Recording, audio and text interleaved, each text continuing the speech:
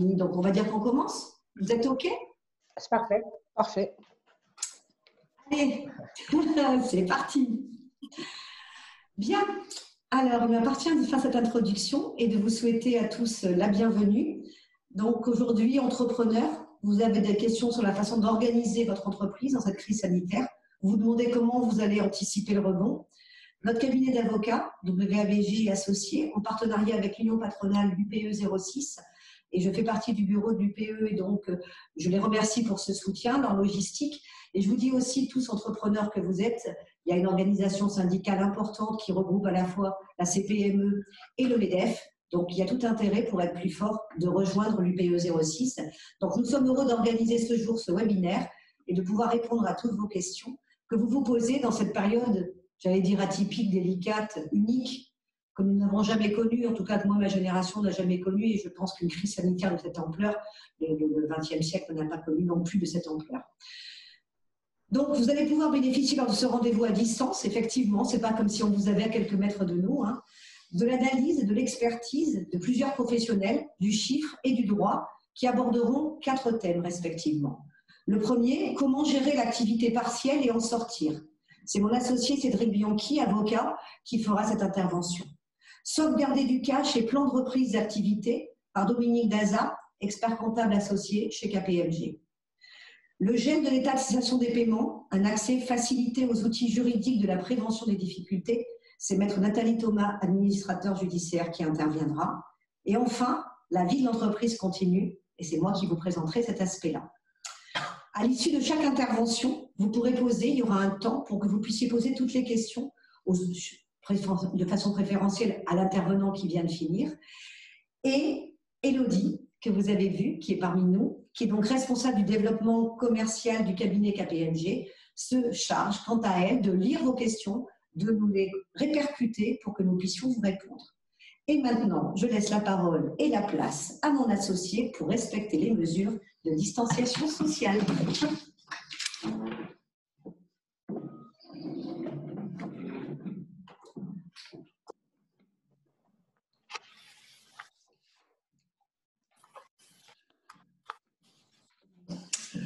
Bonjour, je suis là pour vous parler de l'activité partielle, des modifications qui sont intervenues dans le régime de cette activité partielle, dont on entend beaucoup parler, puisque aujourd'hui il y a plus de 700 000, plus même de 732 000 entreprises qui sont concernées par cette activité partielle. Il y avait 8 700 000 salariés, aujourd'hui on dépasse 9 millions de salariés qui sont concernés par cette activité partielle. C'est donc un phénomène qui est important, un dispositif qui est aujourd'hui massif. Mais avant toute chose, pour savoir ce que c'est, de quoi parle-t-on? Parce qu'on entend parler aujourd'hui d'activité partielle, on entend parler de chômage partiel, on entend parler de chômage technique. Qu'est-ce que c'est? Déjà, ces 3 termes recouvrent une même réalité. C'est un dispositif qui existe depuis plusieurs décennies, qui permet, dans certaines conditions conjoncturelles, lorsque l'entreprise a des difficultés économiques temporaires, je le dis de façon schématique, mais le code du travail est beaucoup plus précis, c'est lorsqu'il y a un fournisseur qui est défaillant, c'est lorsqu'on a une baisse de commandes, c'est lorsqu'on veut moderniser l'entreprise, ou c'est, comme en ce moment, dans le cadre de circonstances exceptionnelles, l'employeur, donc, dans ces conditions, peut diminuer le temps de travail de ses salariés de façon collective. On ne peut pas diminuer le temps de travail d'un seul salarié, il faut que ce soit collectif, ou totalement fermer son entreprise. Dans ce cas-là, l'effort est partagé entre l'employeur qui va tout de même payer une partie du salaire à ce salarié, entre l'État qui va prendre en charge une partie de ce salaire et entre le salarié qui voit une diminution de sa rémunération. En pratique, comment ça se passe? Normalement, il y a tout d'abord un employeur qui voit arriver la difficulté, qui demande l'autorisation à la directe, par Internet, d'avoir accès à cette activité partielle. Lorsque la directe est d'accord, à la fin du mois, l'employeur paye 70% de la rémunération. On parle aussi de 84% du net, C'est approximatif, ça va dépendre des charges sociales qui peuvent varier selon les activités. Mais en moyenne, ça va faire 84% du net. Donc, cette partie du salaire est payée aux salariés à date, à échéance normale, c'est-à-dire le plus souvent à la fin du mois, mais tout dépend des échéances selon les entreprises. Lorsqu'il a payé, l'employeur envoie une demande d'indemnisation à la directe. Là aussi, cette demande d'indemnisation se fait par Internet, se fait par télétransmission.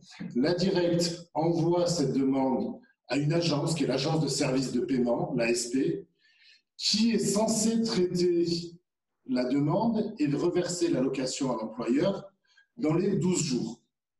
Je dis qui est censé, c'est un délai qui est habituel, qui est normalement suivi. Je ne pense pas, avec le flot de demandes qu'il y a, je rappelle, on parle de 9 millions de salariés, je ne suis pas certain qu'ils respecteront ces 12 jours, mais normalement, c'est le délai moyen. Aider les entreprises actuellement, pour les aider à sauvegarder leur entreprise, pour aider à sauvegarder les entreprises, pour aider à rebondir derrière, l'État a essayé de suivre le modèle qui était le modèle allemand en 2008, lorsqu'il y a eu la précédente crise, et a essayé de faire en sorte que les entreprises aient massivement recours à cette activité partielle. Pourquoi? Tout simplement pour éviter des licenciements économiques. C'est plus simple de reprendre un salarié qui est encore dans l'entreprise que de réembaucher derrière. Pour inciter les entreprises et pour leur permettre au maximum de faire appel à ce dispositif, il y a de nombreux textes qui ont été votés, qui ont été pris. Il y a eu une ordonnance, plusieurs décrets du 25 mars, du 27 mars. Il y en a eu un autre du 31 mars. Il y en a eu encore là récemment au 15 avril, au 16 avril. On en a eu connaissance ce matin. Tous ces textes sont là pour vous aider à faire appel au chômage partiel. Vous aider d'abord en diminuant les formalités. Normalement, je vous ai dit, on fait d'abord la demande à l'inspection du travail qui a 15 jours pour répondre et ensuite on peut placer le salarié en activité partielle. Aujourd'hui, on a retourné ça. On peut d'abord placer le salarié en activité partielle, ensuite faire la demande. On avait un délai de 30 jours à compter du jour où on a placé le salarié en activité partielle pour effectuer cette demande.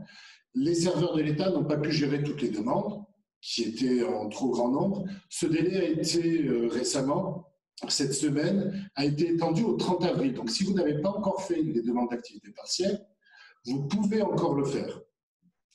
Donc on a retourné ce principe. On a diminué aussi le délai de l'administration pour répondre.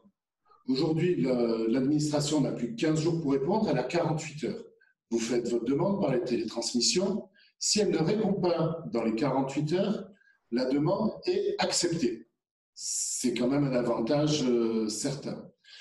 Pour faciliter également, normalement, les entreprises qui ont un CSE, un comité social et économique, doivent d'abord consulter le CSE, joindre l'avis du CSE à la demande d'activité partielle qu'on envoie à la directe.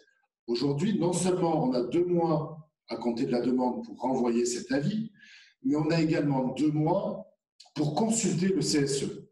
C'est également une facilité qui est d'autant plus donnée qu'il y avait une incertitude sur l'interprétation des textes. Est-ce que les entreprises de moins de 50 salariés doivent consulter le CSE pour avoir accès à l'activité partielle ou pas? Dans une réponse du 10 avril dernier, le ministère du Travail a indiqué que non, les entreprises de moins de 50 salariés n'ont pas à demander l'avis au CSE. Le ministère est allé encore plus loin. On est obligé d'avoir un CSE depuis le 1er janvier 2020. Il y a des entreprises, on le sait très bien, qui ne sont pas tout à fait en règle, qui n'ont pas fait les élections en temps voulu, qui ont commencé les élections avant la crise sanitaire, mais qui n'ont pas pu les terminer puisque toutes les élections professionnelles sont actuellement suspendues.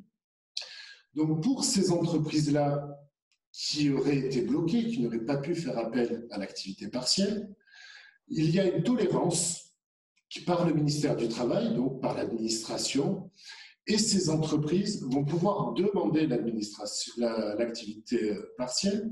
Elles pourront même l'obtenir à une condition tout de même, c'est que l'employeur devra s'engager à organiser ces élections dès la fin de la période de suspension. On a donc facilité les formalités, on a également étendu le public concerné, les salariés concernés par cette indemnisation, par cette activité partielle. On l'a étendu aux salariés qui sont des cadres au forfait jour ou au forfait heure. Ces cadres, normalement, n'y avaient droit que dans certains cas déterminés, notamment fermeture d'établissement.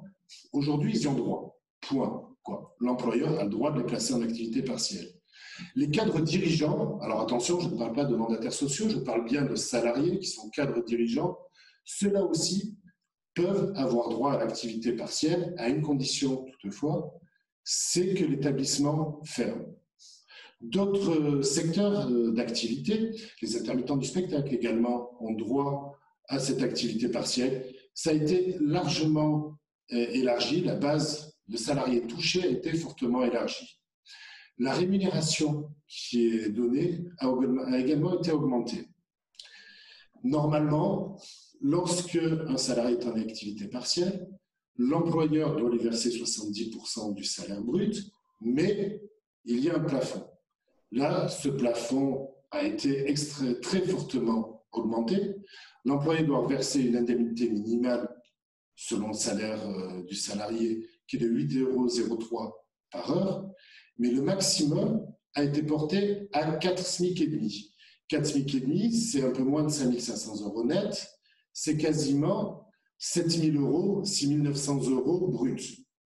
Donc pour tous les salariés qui perçoivent jusqu'à 6 900 € bruts, ils auront droit à cette activité partielle et l'employeur sera indemnisé par l'État. Attention, ce n'est pas l'allocation versée par l'État qui est égale à 4 SMIC et demi, c'est le montant maximum du salaire indemnisé. Donc pour un salarié qui perçoit environ 6 900, 7 000 € bruts, l'État versera 70% d'allocation, c'est-à-dire 5 000 €. Si le salarié perçoit plus, s'il perçoit 8, 9, 10, 12 000 €, l'État ne versera qu'une allocation de 5 000 € de la même manière. Entre autres harmonisations, entre autres mesures d'urgence qui ont été prises par l'État, le nombre d'heures d'activité partielle. Normalement, il est limité à 1 000 heures par an. On l'a augmenté à 1 607 heures par an. Normalement, la durée maximum de l'activité partielle, je vous rappelle que normalement, c'est quelque chose de conjoncturel qui n'est pas fait pour être pérenne dans les entreprises, et cette durée est limitée à 6 mois. Aujourd'hui, la durée maximum de l'activité partielle sera de 12 mois, c'est-à-dire qu'on pourra placer des salariés en activité partielle jusqu'au mois de mars 2021. Maintenant qu'on sait à peu près ce qu'est cette activité partielle, comment la demander aujourd'hui, il faut savoir comment la gérer, comment gérer les salariés. Il y a deux questions principales qui se posent et qui nous ont été posées. La première, c'est la gestion des jours fériés. La deuxième, c'est la gestion du télétravail, de l'activité partielle. Pour la gestion des jours fériés, il y a un premier jour qui est toujours un peu à part chez nous, c'est lundi de Pentecôte, la journée de solidarité. Cette année, comme les autres années, le salarié n'est pas rémunéré. Donc, si le salarié n'est pas rémunéré, l'employeur n'a pas d'allocation.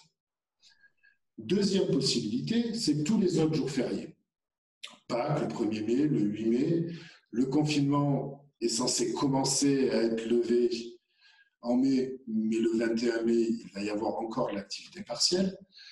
Dans ce cas-là, deux possibilités. Soit l'entreprise travaille, parce qu'elle est habituée à travailler pendant les jours fériés, parce qu'elle n'est en activité partielle simplement, c'est-à-dire qu'on a baissé le temps de travail des salariés, mais on n'a pas réduit à néant, on n'a pas totalement fermé. Dans ce cas-là, les salariés travaillent, les salariés sont payés, et l'employeur perçoit une allocation d'activité partielle. Deuxième cas, l'entreprise ne travaille pas, soit parce qu'elle ne travaille jamais les jours fériés, soit parce que, à cause du confinement, elle a fermé, cette année, elle ne travaillera pas. Dans ce cas-là, les salariés qui ont plus de 3 mois d'ancienneté devront être payés et l'employeur n'aura pas d'allocation. Je vous dis ça, c'est ce qui se passe actuellement dans la mesure où aucune ordonnance, aucun décret n'a été prévu pour ce cas-là. les jours fériés arrivant, on vous a dit il y a énormément de décrets, énormément d'ordonnances qui sont publiées actuellement. L'État n'a peut-être pas encore pensé à cette question, peut-être qu'elle se posera et qu'il y aura un décret ou un texte qui sera pris pour gérer les jours fériés. Nous verrons à ce moment-là. Deuxième question qui se pose, le télétravail. Est-ce que le télétravail est possible ou non en activité partielle? La première partie de la réponse va être évidente. Si le salarié est en période de travail, oui, il a le droit de travailler en télétravail. C'est même aujourd'hui pour les emplois pour lesquels le télétravail est possible, l'option privilégiée. Maintenant, pour la partie de sa journée, pour la partie qui est chômée de son contrat de travail, non, le salarié, pour la partie chômée, ne peut pas travailler en télétravail ou autrement. La solution qui en découle, si le salarié est en activité partielle totale, c'est-à-dire s'il n'a pas à travailler, non, il ne peut pas travailler en télétravail non plus, de quelque manière que ce soit. Ce serait une fraude, le ministère a prévenu, les sanctions seront assez sévères. Ce sera d'une part le remboursement intégral de toutes les sommes qui ont été perçues au titre de l'activité partielle. Deuxièmement, il y aura une interdiction de bénéficier des aides publiques en matière d'emploi ou de formation professionnelle pendant une durée maximum de 5 ans. Troisièmement, c'est un délit, on peut encourir, c'est-à-dire que c'est un maximum, 2 ans d'emprisonnement, 30 000 € d'amende. Je parlais de ceux qui font travailler en télétravail. Attention, il y a des cas qui sont un peu plus fins, mais qui seront considérés comme une fraude aussi. Vous avez un salarié qui est en congé payé parce que vous avez décidé, dans le cadre des mesures d'assouplissement, de lui donner des congés payés ou parce qu'il les avait posés avant le confinement. On est dans une période où il y a des congés payés. Si le salarié est en congé payé, vous ne le verrez pas forcément puisque confiné, il reste chez lui de la même manière. Mais s'il est en congé payé, que vous déduisez de sa fiche de paie des jours de congé payé, vous ne pourrez pas percevoir l'allocation et demander une allocation d'activité partielle. Ce serait considéré comme de la fraude. Un autre cas, vous avez un salarié, il est confiné chez lui, vous lui demandez de venir, non pas faire son travail, s'il n'y a pas de client, mais de venir bricoler, faire un peu de rangement ou quoi que ce soit. Le ministère du Travail, donc les juridictions, vont considérer que là aussi, même s'il ne fait pas son travail, même s'il donne un coup de main, vous considérez que c'est un vendeur qui n'a pas à faire ça, ça ne rentre pas dedans, il va être considéré qu'il est à votre disposition, donc ces sanctions seront applicables dans tous les cas. Donc il faudra faire attention, ce n'est pas simplement la fraude, la volonté de nuire ou quoi, c'est certains cas qui pourraient être un peu litigieux et qui seront considérés comme de la fraude. À côté de ça, on a parlé de la gestion actuelle de l'activité partielle, mais demain, il faudra rebondir. Le confinement va être levé, certes, mais il va être levé progressivement. Vous n'aurez pas des carnets de commandes qui seront pleins tout de suite. Vous devrez gérer également les aspects sanitaires de la reprise du travail pour protéger vos salariés. Pour ces deux problèmes, l'activité partielle sera une réponse. Parce que vous n'allez pas être abandonné le jour du lever du confinement avec une activité partielle qui est finie, l'État qui abandonne et qui ne donne plus aucune allocation. S'il a été prévu d'augmenter la durée de cette activité partielle sur 12 mois, ce n'est pas parce que la crise va durer 12 mois, c'est parce que ça permettra de préparer aussi ce rebond. Donc petit à petit, au rythme du remplissage de vos carnets de commandes, vous pourrez diminuer l'activité partielle et augmenter le temps de travail à 25%, 50%, 75%, soit pour tous les salariés en même temps, soit pour faire travailler vos salariés par équipe et en roulement. C'est tout à fait autorisé dans le cadre de l'activité partielle, tant qu'on diminue le temps de travail collectif, de faire travailler les équipes par roulement, ce qui permet de conserver les mesures de distanciation sociale. Donc cette activité partielle, il faudra encore y penser et vous pouvez en bénéficier pendant 1 an encore. Là, je vais sortir un peu de l'activité partielle puisqu'il y a d'autres mesures qui ont été prises pour vous aider. Même si je vais y aller un peu plus rapidement, il y a les congés payés. vous avez la possibilité, par accord de branche, par accord d'entreprise, d'imposer la prise de congés payés ou de modifier les dates déjà posées à hauteur de 6 jours ouvrables maximum, avec un délai de prévenance d'1 an.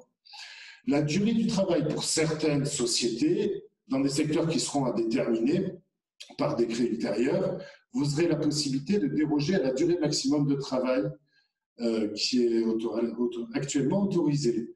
Troisième point qui a été légèrement modifié pour bénéficier, pour vous aider, c'est la prime pouvoir d'achat, la PPA, qu'on appelle la prime Macron.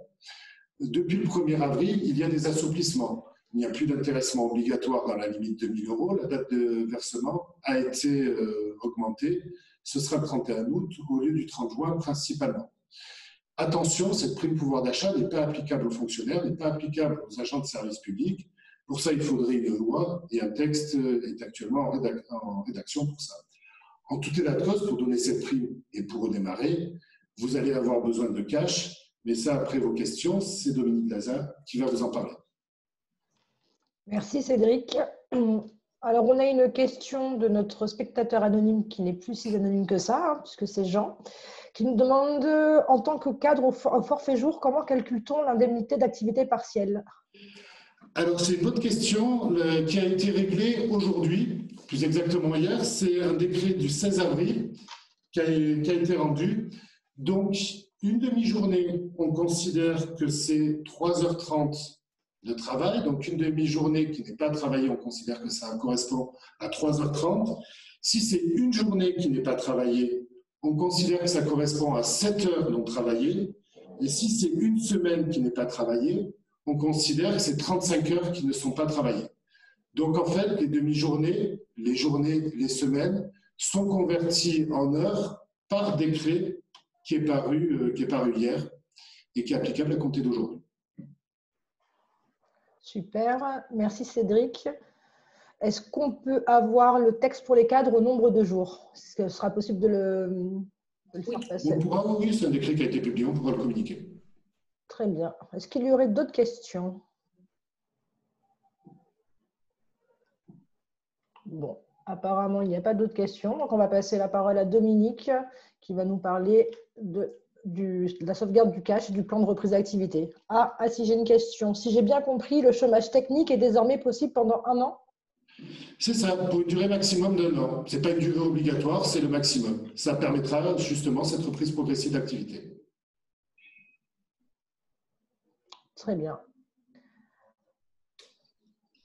À toi, Dominique.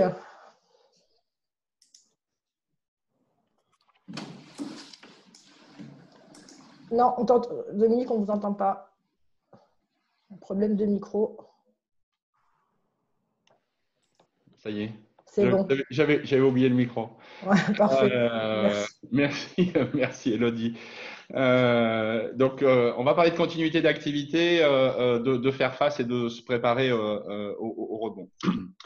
L'objectif, c'est de rappeler quelques fondamentaux dans cette période inédite pour tout le monde. On vous l'a déjà dit. De partager des informations sur quelques dispositifs qui nous paraissent importants et qui ont été mis en place à cette occasion, sachant que les infos, elles changent extrêmement rapidement et qu'on essaye de faire une distinction entre ce qu'on peut appeler les effets d'annonce, même si derrière, il y a souvent des décisions qui sont prises, et puis la réalité des décrets tels qu'ils sont publiés, et puis la réalité de la vie des entreprises telle qu'on la connaît, parce qu'on sait qu'il y a aussi des distorsions entre ce qui est prévu et la réalité des choses. On pourra y revenir tout à l'heure. C'est aussi de mutualiser nos expériences et puis d'essayer de répondre au mieux à vos interrogations. Alors, j'aurai peut-être pas forcément, et on n'aura peut-être pas forcément l'ensemble des réponses, mais on s'engage à y répondre un peu plus tard si effectivement on n'a pas la solution tout de suite à votre questionnement. Donc, en fait, on a défini 3 étapes. L'urgence, telle qu'elle vous est présentée ici, la gestion de la période transitoire et le rebond. Alors, l'urgence, c'est ce que Cédric vous a présenté tout à l'heure en termes de premières mesures, c'est l'intervention immédiate sur la mise en chômage partiel. Avec un premier élément en termes de trésorerie, c'est que l'entreprise, elle va faire l'avance des salaires pendant cette période de chômage partiel. Elle ne sera remboursée que par l'État dans un délai de 8 à 10 jours. Comme vous le savez, les délais de traitement sont relativement longs compte tenu du nombre de demandes qui sont faites et qu'aujourd'hui, on n'a pas l'assurance que ce délai de 8 jours, de 10 jours sera effectivement respecté. Premier point, c'est ça, l'intervention sur la mise en chômage partiel. Le deuxième, c'est le point complet sur les aides potentielles, les reports, les financements et l'accompagnement que vous pouvez avoir dans ces différentes démarches. On fera un point de 2 dispositifs essentiels que sont le prêt garanti par l'État et l'intervention du fonds de solidarité. Le point sur les sujets en cours et ce qui sera à reprendre à la rentrée, et puis voir si effectivement vous avez des choses à décider en termes de sécurisation dans l'intervalle. Parce que c'est vrai que quelque part, l'activité économique s'est arrêtée courant mars, mais que vous aviez des commandes en cours, vous avez des projets en cours, et que ce n'est pas parce que tout ça s'arrête à la date du confinement qu'il ne faut pas traiter ces éléments et qu'il ne faut pas assurer la continuité des actions que vous aviez entreprises. Ce qui est difficile dans cette période, c'est qu'on a tendance, et on le comprend et on le fait tous, la précision qu'on peut donner, c'est que ce soit Nathalie, que ce soit Marielle et que ce soit l'ensemble de nos clients, on est tous concernés par cette crise et on la vit et on la subit tous d'une manière plus ou moins différente, mais on la subit tous. Et c'est vrai que il faut gérer les choses dans l'urgence, mais il faut parfois pas aller trop vite et il faut apprendre dans ces temps difficiles d'être patient. Donc, on est obligé de faire des efforts sur soi-même et personnellement, je fais des efforts sur moi-même pour pas aller trop vite et pour essayer d'être patient. Le point sur tous les sujets de fond qui pourraient être traités pendant la période, moi, l'expérience avec mes clients et avec nos partenaires, c'est que c'est aussi une occasion pendant cette période de refaire le point sur un certain nombre de questionnements stratégiques qu'on peut avoir sur l'entreprise et notamment pour préparer le rebond. Et ça me paraît important. Se dire si demain n'est pas comme hier, comment va évoluer mon business model et comment je peux m'adapter à cette situation. Toute contrainte, elle doit générer son lot d'opportunités. Et donc, se poser cette question, c'est dire est-ce que je dois pas mettre en place de la vente à distance et dans quelles conditions je peux faire de la vente à distance? Qu'est-ce que je peux faire en termes de livraison? Vous avez un certain nombre d'activités de restaurateurs qui, ne pouvant exercer leur métier, ont décidé de lancer des opérations de vente à emporter pour éviter de limiter la casse en termes de chiffre d'affaires. Je pense que c'est important de traiter aussi ces éléments-là. Bien sûr, les prévisions de résultats et de cash pour les 2-3 mois à venir, parce qu'on sait bien que le cash, la trésorerie, c'est effectivement l'essentiel à traiter durant cette période. Donc, c'est déjà de voir comment je peux récupérer les créances que j'ai à l'extérieur, comment je peux accélérer ces termes de recouvrement de créances, et puis de voir effectivement qu'est-ce que je peux faire en termes de plan d'économie sur des sommes, sur des décisions que j'avais pu prendre et sur lesquelles je n'étais pas forcément allé au bout. Donc ça, c'est faire l'inventaire de tout ça. Après, sur ces éléments-là, il y a déjà des choses qui sont faites d'une manière plus ou moins automatique. Donc, c'est déjà le report d'échéance d'emprunt sur 6 mois, sachant que ces échéances seront reprises en fin de période d'amortissement. Donc, vous avez déjà ce premier élément. les possibilités dans des conditions pas toujours simples et pas aussi évidentes que ce qui avait été dit, de reporter le paiement d'un certain nombre de loyers. Donc ça concerne plutôt les petites entreprises qui rentrent dans le cadre du régime du fonds de solidarité. Enfin, l'ensemble de ces éléments-là, contrat d'emprunt, contrat de crédit bail, qu'est-ce que je peux reporter et demander en termes de report aux partenaires financiers.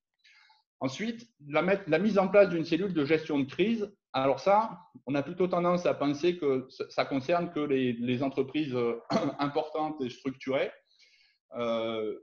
Vous avez les uns et les autres des conseils, que ce soit vos avocats, vos experts comptables, et je pense que c'est important que vous preniez le temps d'échanger avec eux, de discuter de votre situation, d'échanger ce que j'appelle le point pour rien, parce que c'est dans ces moments-là où on arrive à faire un tour d'horizon des éléments qui sont vraiment vitaux pour l'entreprise.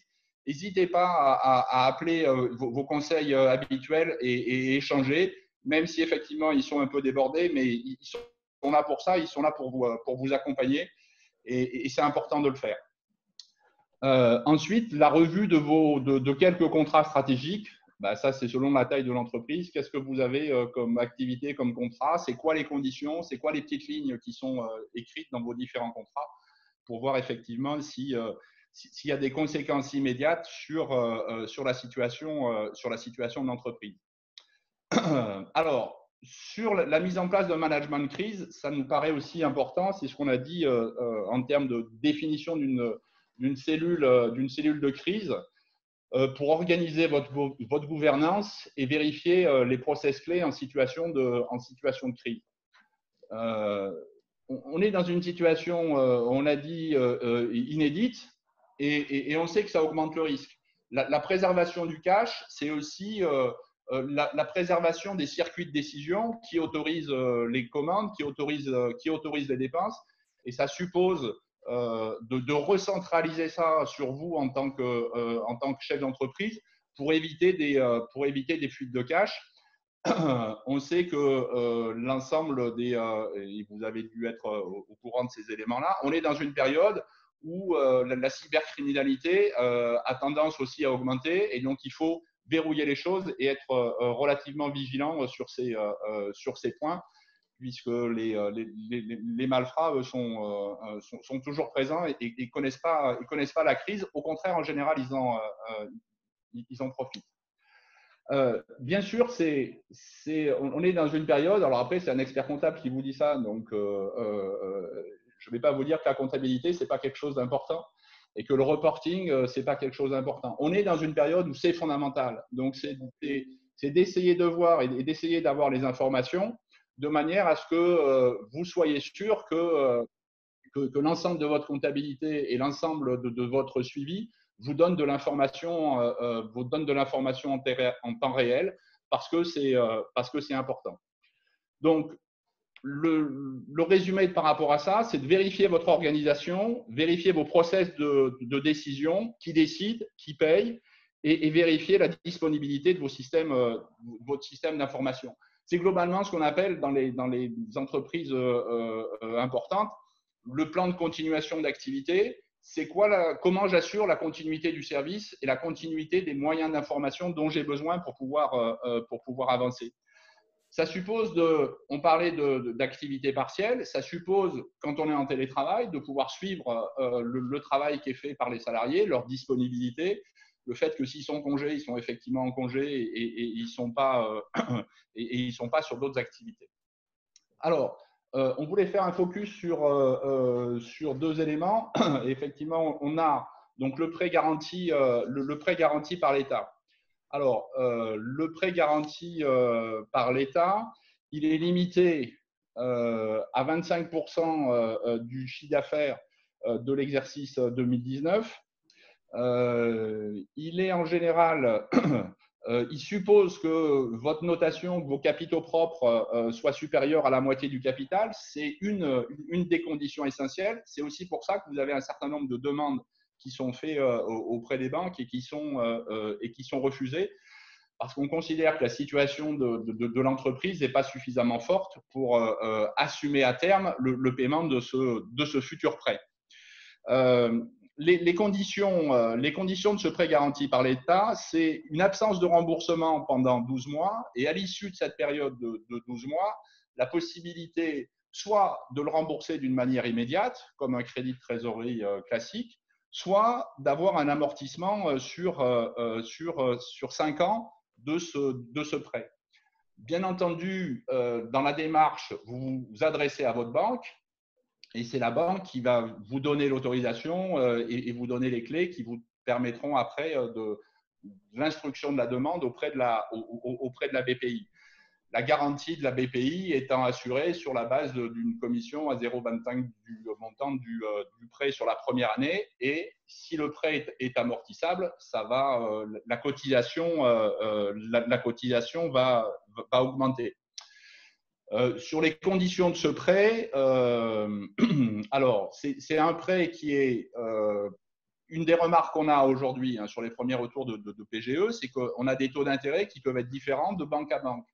Alors, les banques se sont engagées effectivement à ce qu'il y ait un taux qui soit à marge zéro, mais qui correspond à leur taux de refinancement de cette opération en fonction de la considération de la situation du demandeur. Donc, c'est pour ça qu'on peut avoir des taux qui peuvent être variables d'une entreprise à une autre et bien sûr d'une banque à une autre.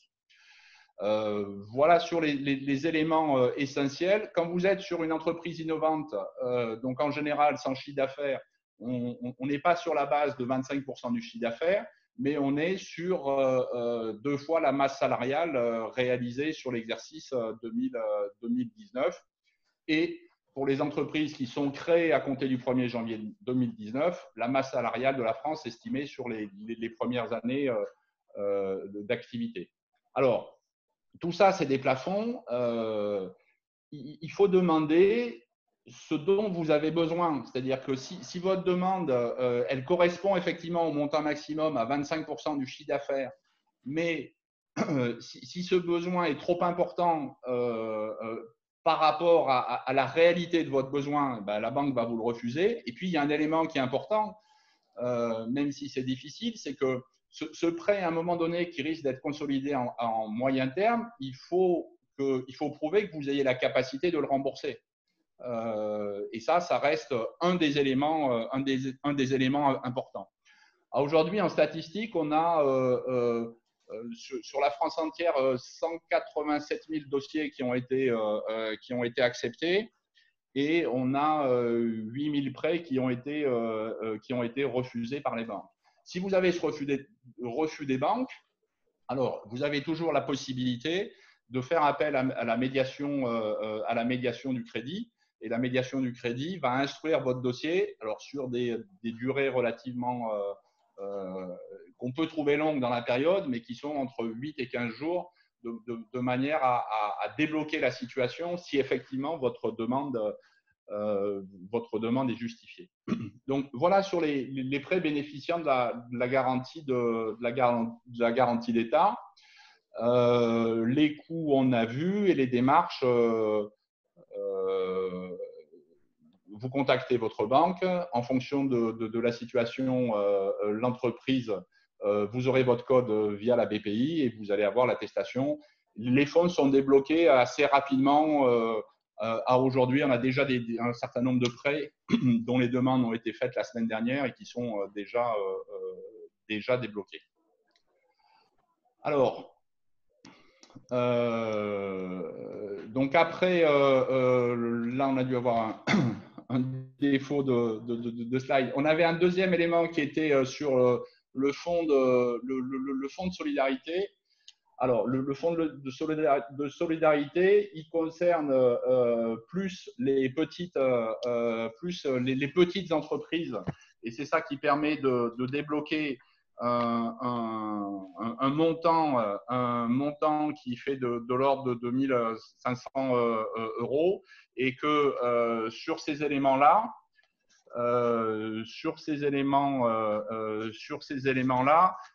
ils étaient valables, et ça c'est la nouveauté du jour, ils étaient valables effectivement sur la période de mars, mais ils ont été aussi appliqués sur la période d'avril. Donc ça, c'est le cas où effectivement vous perdez 50% de votre chiffre d'affaires entre la période de mars 2020 et mars 2019 ou avril 2019 et avril 2020. Les règles, c'est un chiffre d'affaires inférieur à 1 million d'euros et un bénéfice net inférieur à 60 000 euros, y compris la rémunération du dirigeant. Donc ça, ces éléments-là, ça permet à un certain nombre d'entrepreneurs de disposer de fonds pour continuer à survivre dans une période difficile.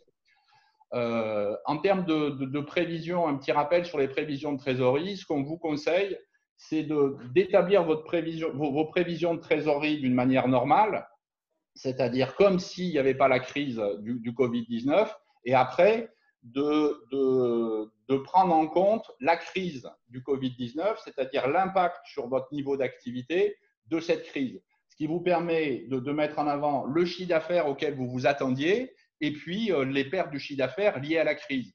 Et c'est effectivement sur ces éléments-là, sur ces impacts de crise, c'est ça qui vous permet de définir d'une manière un peu précise le besoin de trésorerie que vous allez avoir et qui vous permet d'être éligible au PGE.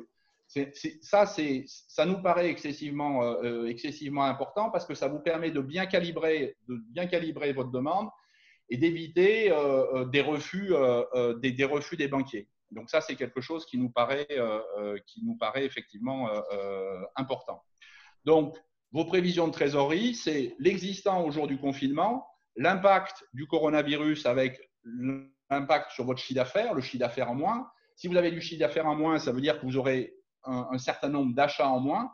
Vous aurez du chômage partiel, donc vous allez avoir le remboursement du chômage partiel par rapport à votre masse salariale habituelle et l'ensemble des charges qui sont reportées. Parce qu'on a parlé des reports d'échéance en termes d'emprunt. Il y a des reports d'échéance qui sont aussi possibles à la fois sur mars et avril. Et donc, tout à l'heure, j'ai reçu le mail de Darmanin sur le report des échéances fiscales au mois d'avril. C'est-à-dire tout ce qui est impôt direct, on peut avoir un report de paiement. Vous savez que là, on arrive dans les périodes où il va falloir soit payer le solde d'IS, soit payer les acomptes de CVAE. Tous ces éléments vont être reportés, on va dire, globalement jusqu'au 30 juin. Donc, il n'y a pas d'obligation de payer, si l'entreprise n'est pas en capacité de le faire, de payer l'ensemble des impôts directs. Ce n'est pas la même chose en termes de TVA, parce que la TVA, vous savez, c'est un impôt indirect. Il est collecté pour le compte.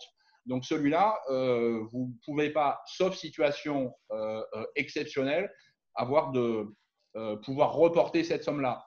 Alors, il est arrivé sur un certain nombre de professions dont la fermeture a été définitive au jour du confinement, de proposer des plans d'appurement sur 3 mois. Mais en général, sur ces impôts-là, c'est plus difficile d'avoir des reports. Ou si effectivement vous ne pouvez pas payer et si vous faites cette demande-là, il faut qu'en même temps, vous soyez à même de proposer un nouvel échéancier.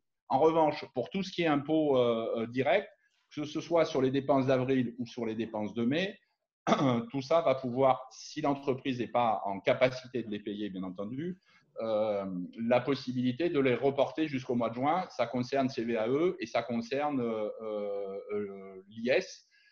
L'info, c'est que les déclarations fiscales et les soldes d'IS devaient être faits au 31 mai et tout ça est reporté au 30 juin. L'information est tombée récemment. Alors, on est toujours dans la période transitoire et la période transitoire, c'est la possibilité et s'organiser pour générer le maximum de cash pendant la période. Alors, c'est plus facile à dire qu'à faire, on est bien d'accord. Suivre donc la réalisation du poste client, ne pas hésiter à appeler vos clients, avoir des plans d'appurement par rapport à ça, de manière à prévoir au plus près vos positions de trésorerie. Voilà sur la période transitoire. Alors enfin, vous parlez un peu du rebond. Le rebond, même si le déconfinement il est prévu au 11 mai, il est sûr que le 11 mai, tout ne va pas rouvrir d'une manière automatique et vous n'allez pas retrouver votre niveau d'activité d'avant la crise. Donc, le premier point, c'est choisir la date de reprise des activités et puis fixer le cadre et les conditions de reprise de ces activités. Je discutais ce matin avec quelqu'un qui travaille dans l'automobile et les règles sanitaires qu'il a mis en place, ça suppose, quand vous amenez une voiture au garage, par exemple, de désinfecter la voiture à l'entrée, de travailler dessus et de la désinfecter à la sortie.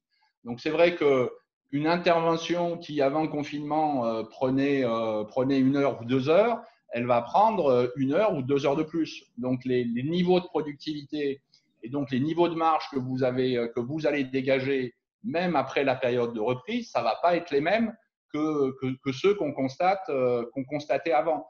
Donc, ça, en termes de prévision et par rapport à vos besoins de trésorerie à venir, c'est très important de le prendre en compte. Vous devez aussi, selon vos activités, est-ce que votre niveau de stock il est suffisant pour fonctionner et est-ce que vous avez besoin de faire des achats et si vous avez des achats à faire, est-ce que vos fournisseurs sont à même de vous fournir les biens qui vont vous permettre de fonctionner? Tout ce travail, il doit être fait en amont, donc il doit être fait dans cette période-là, de manière à savoir si vous êtes capable de rouvrir avec un mode de fonctionnement bien que dégradé, mais vous pouvez quand même fonctionner ou pas. C'est vrai pour vos fournisseurs et c'est vrai pour vos clients. Après, à partir du moment où vous prenez la décision de reprendre l'activité, vos obligations, et nos amis avocats pourront faire intervenir sur ces éléments-là, c'est que votre obligation, c'est de protéger vos salariés. Donc, est-ce que vous êtes organisé en termes de flux, en termes de masques, en termes de gel hydroalcoolique pour qu'ils soient à disposition, que les flux des salariés soient le plus sécurisés possible? Vous avez aujourd'hui sur le site du ministère du Travail un certain nombre de fiches qui ont été définies secteur par secteur, qui définit globalement une checklist des choses et des meilleures pratiques à mettre en œuvre au moment de l'ouverture. Qui dit protection des salariés, il dit aussi protection des clients et c'est important de réfléchir à cette mise en place et à cette nouvelle organisation qu'il faudra mettre en œuvre pendant plusieurs mois pendant cette période de post-confinement. Derrière ça, encore une fois, c'est que votre niveau de productivité que vous aviez avant cette période et après, ce ne sera pas le même. Mais ça ouvre aussi des perspectives de travail qui peuvent être différentes.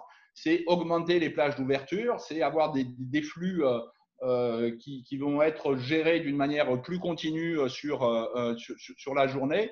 Enfin, encore une fois, il y a tout un travail de réflexion. Et si à un moment donné, on peut transformer ces contraintes difficiles en opportunités, il faut le faire. La reprise d'activité, c'est aussi, n'oubliez pas, c'est toutes vos opérations antérieures qui ont été brutalement stoppées au moment de la mise du confinement. Qu'est-ce qu'il en est et comment vous pouvez les réactiver et vous assurer ce minimum de stock d'encours que vous aviez avant le confinement de manière à le réaliser. Effectivement, ça dépend de vos niveaux d'activité. Donc, mes commandes intérieures, le point client et les points fournisseurs, c'est quand même quelque chose d'important. Toujours dans cette période de reprise, la gestion du cash et la gestion du suivi de votre trésorerie restera importante. Donc, il faut que votre système d'information vous permette d'avoir au jour le jour une idée de ce qui rentre, une idée de ce qui sort et de vos besoins, de manière à ce que vous puissiez faire les arbitrages par rapport aux dépenses qui sont stratégiques, c'est-à-dire globalement celles qui vous continuent de fonctionner sur cette période. les différents scénarios de PNL que vous allez, de prévision d'exploitation que vous allez réaliser, il se peut à un moment donné qu'on arrive à une impasse et que vous n'ayez pas la trésorerie suffisante pour pouvoir fonctionner. Et si on est là aujourd'hui, c'est que quand tout semble impossible, il reste encore des solutions. Et je pense que Nathalie et son intervention est basée là-dessus, va pouvoir apporter des éléments de réponse sur des process qui sont liés aux procédures collectives, qui nous font dire, et ça c'est notre expérience qui nous le fait dire, que même quand c'est effectivement difficile, il y a toujours des solutions possibles. Merci de votre attention. Merci Dominique. On a des questions. Après, je reviendrai avant Nathalie à Maître Bianchi pour qu'il y ait aussi d'autres questions. Mais là, pour Dominique, on vous demande, vous parlez de quel taux à marge zéro pendant la première année ou les 5 années ou les 5 Les deux. Les deux. Le premier, c'est après, le taux va évoluer en fonction des conditions du marché. Donc, à aujourd'hui, le taux peut effectivement bas en fonction de ce qui va se passer sur les marchés financiers. Le taux du prêt garanti par l'État sur 5 ans risque effectivement d'augmenter. Ce qui est sûr en revanche, c'est que le taux de garantie de la BPI, on a dit que c'était 0,25 dans un premier temps, il va après augmenter régulièrement année par année. Précision sur ça, sur ce prêt, la banque ne peut pas prendre de garantie personnelle sur le prêt garanti par l'État. D'accord, donc ça vous avez répondu à la deuxième question. On nous demande si la BPI peut accorder un prêt en direct pour les entreprises ayant une banque non conventionnée avec elle, comme la UBI. Joker. Mais j'ai des interventions de BPI en direct, oui. D'accord.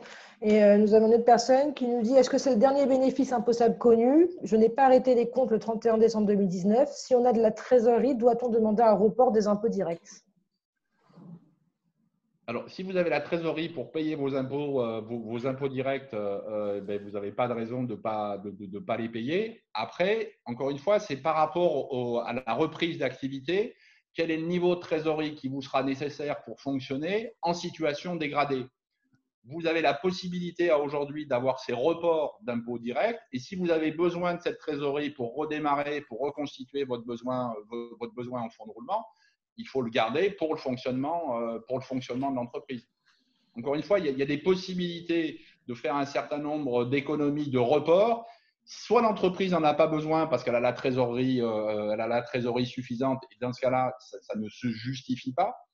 Soit effectivement l'entreprise, à un moment donné, ce dont on parlait tout à l'heure, les pertes de productivité postérieures au confinement seront telles que ce niveau de trésorerie, il va être nécessaire pour vous accompagner dans cette remise à niveau qui aura lieu de mai à septembre. Mais vous êtes tout à fait en droit aujourd'hui d'avoir un report des échéances d'impôts directs.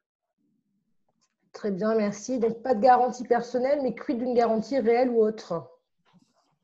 Garantie réelle ou autre, pareil. La seule chose, c'est la possibilité, la demande de l'assurance d'avoir une assurance d'essai par rapport à la personnalité du dirigeant. C'est le seul point sur lequel on peut avoir une incidence. J'ai une autre question.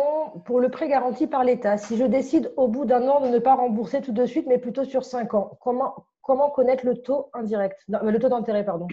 Alors, le taux d'intérêt il sera fixé au bout du délai d'un an. Après, ça sera encore une fois un taux a priori sans marge, mais sans marge, ça ne veut pas dire qu'il ne sera pas de 2,5, de 3. Il sera en fonction du taux que va avoir la banque pour se refinancer pour ce prêt.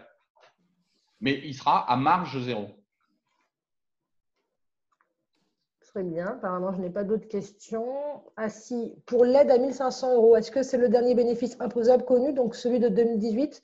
Je n'ai pas arrêté les comptes 31 décembre 2019. Oui, ou dois-je arrêter mes comptes 2019? Si effectivement les comptes sont pas disponibles, on partira effectivement sur ces éléments-là, sachant que votre expert comptable peut vous faire une attestation liée à sa connaissance de l'exercice 2019.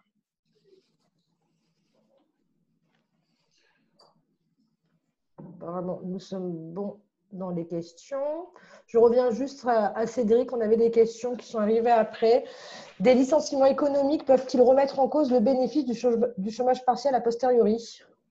Non, pour l'instant, c'est une menace qui a été prononcée, mais il n'y a aucune mesure qui pourrait entraîner cette remise en cause à l'heure actuelle. D'accord. A-t-on l'obligation de faire prendre des RTT et ou des congés à ses salariés pendant la période de confinement? Non, il n'y a aucune obligation. On a facilité la possibilité justement de les donner, mais il n'y a aucune obligation. Et par rapport à ce qu'on disait, est-ce que c'est bien 1600 heures max par salarié? C'est ça, 1607 heures exactement, maximum par salarié. 1607. Et c'est bien par salarié. Très bien, merci. Et je vois que j'ai une autre question pour Dominique. Si jamais la banque nous refuse le PGE, on pourra faire appel à notre avocat ou à vous pour le cas? Alors, le principe, oui, on peut faire appel à nous, mais il faut faire appel. Le premier point, c'est à la médiation du crédit. Et puis après, je pense que Nathalie donnera des possibilités d'intervention qui permettront de trouver des solutions par rapport à ça. Sachant qu'il n'y a pas que le prêt garanti par l'État, vous avez aussi d'autres pistes. Vous avez aujourd'hui le prêt rebond qui est porté par le conseil régional et la BPI, qui est un prêt qui est entre 150 et 300 000 euros pour aider les entreprises à rebondir après la crise. Ce prêt a des conditions particulières. Il y a effectivement des garanties d'État, mais celui-là, il a un différé d'amortissement de 2 ans, pardon, et après, il est amortissable sur une durée de 7 ans. Donc, encore une fois, l'élément clé sur lequel il faut travailler, c'est quoi la capacité d'autofinancement quel est le cash que je vais pouvoir générer en période normale qui va me permettre de rembourser cet emprunt. Et c'est vrai qu'un emprunt avec un différé de 2 ans sur 7 ans, c'est plus facile à rembourser qu'un emprunt sur une durée de 5 ans. Donc, il y a aussi quelques astuces à mettre en œuvre par rapport à ça. Bien, merci Dominique. On est bon pour les questions. Je vais laisser la parole à Nathalie. Bonjour à tous. Alors, Dominique vous a exposé les différentes aides consenties par le gouvernement, qu'elles soient sous forme de subventions directes, le fonds de solidarité par exemple, ou qu'elles soient sous forme de garantie sur les prêts consentis par les banques.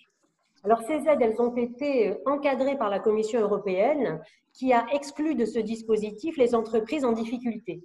Et c'est ma matière et je voulais faire un petit focus sur ce qu'est une entreprise en difficulté au sens du droit national. L'entreprise en difficulté, c'est une entreprise qui se trouve en sauvegarde, en redressement judiciaire et bien sûr en liquidation judiciaire et qui sont par conséquent exclues de ces dispositifs. Alors, jusqu'à hier, ces sociétés étaient exclues du prêt garanti par l'État, mais également du fonds de solidarité de 1500 euros. Et hier, Bruno Le Maire nous a annoncé que les entreprises en redressement judiciaire et en sauvegarde pouvaient bénéficier de cette allocation de 1500 euros, ce qui me semble être une décision tout à fait favorable à nos entreprises en difficulté. Alors, qu'en est-il du PGE? Parce que j'entendais beaucoup de questions. Effectivement, aujourd'hui, le mot-clé, c'est le cash et donc la trésorerie de l'entreprise. Le PGE, Bruno Le Maire a également annoncé que les entreprises en difficulté pourraient en bénéficier sans autre forme de précision. Mais même si cette acceptation venait à être le cas, les entreprises vont se trouver confrontées à la situation financière, et Dominique vous en a parlé, de capitaux propres qui ne seraient pas inférieurs à la moitié du capital social. Et malheureusement, beaucoup d'entreprises se trouvent dans la situation où les capitaux propres sont inférieurs à la moitié du capital social et dès lors ne peuvent pas être éligibles à ce prêt PGE. Vous êtes malheureusement pour beaucoup de chefs d'entreprise dans cette situation. où vous n'avez plus de chiffre d'affaires, où un certain nombre de charges sont reportées alors que d'autres continuent à courir parce que, en dépit des aides mises en place par le gouvernement, continuent à courir toutes les échéances de crédit bail, de location de matériel, de la flotte de véhicules, des loyers pour les entreprises qui réalisent notamment plus d'1 million d'euros de chiffre d'affaires, des emprunts pour lesquels il faut négocier pied à pied avec les banques. Et puis, il ne faut pas oublier le sort de ces dettes qui ont été générées pendant la période de crise sanitaire et qu'il va bien falloir à un moment régler. Alors, pour répondre à cette situation, le gouvernement, pour la première fois, a pris une mesure d'adaptation du droit sur les entreprises en difficulté en décidant du gel de l'état de cessation des paiements. Alors ça, c'est extrêmement nouveau. Il y a maintenant une faculté à compter du 12 mars de voir le gel de l'état de cessation des paiements. Alors, quelle est la période concernée par ce gel? Quels en sont les effets? Et quelles sont pour le chef d'entreprise les opportunités qui résultent de ce gel de droit de l'état de cessation des paiements? Alors, c'est une ordonnance du 27 mars 2020 qui vient nous dire que la situation financière de l'entreprise est figée au 12 mars jusqu'à la fin de l'état d'urgence sanitaire qui est fixé au 23 mai, prorogé de 3 mois, c'est-à-dire jusqu'au 23 août. En fait, il y a une sorte de cordon sanitaire entre le 12 mars et le 23 août, de sorte que toutes les dettes qui ont été générées pendant cette période ne peuvent pas constituer un état de cessation des paiements. Alors, deux mots, même si on sait tous ce qu'est l'état de cessation des paiements. L'état de cessation des paiements, nous dit l'article 631 du Code de commerce, c'est l'impossibilité de faire face à son passif exigible avec son actif disponible. Alors, l'actif disponible, c'est évidemment la trésorerie, des réserves de crédit, mais également le stock à court terme. Alors là, on s'interroge sur le stock à court terme. Je prends un magasin de vente. Comment pourra-t-on valoriser le stock d'été si le magasin ouvre au 1er septembre? Comment va-t-on valoriser un stock périssable d'un restaurant dont aujourd'hui l'ouverture est des plus aléatoires? Et puis le passif exigible, ce seront les dettes arrivées à échéance qui n'auront pas été reportées, donc toutes les autres dettes, celles qui ne bénéficient pas de reports légaux, et qui font que vous allez vous trouver techniquement en état de cessation des paiements à compter du 12 mars. Donc, le gouvernement vient nous expliquer que pendant cette période, vous ne serez pas en état de cessation des paiements et il va donc y avoir des effets extrêmement importants et favorables à cette neutralisation de l'état de cessation des paiements. Alors, je rappelle que, et un petit tableau va vous présenter quels sont les effets de cette neutralisation. En dehors de la crise sanitaire actuelle, lorsque vous êtes en cessation des paiements, vous devez déclarer l'état de cessation des paiements, demander un redressement judiciaire ou une liquidation judiciaire s'il n'y a plus de perspective d'activité, et surtout, vous êtes sous le coup et sous le risque d'une assignation de vos créanciers. Il n'en est plus du tout de même pour l'état de cessation des paiements qui serait techniquement généré après le 12 mars. L'état de cessation des paiements est neutralisé.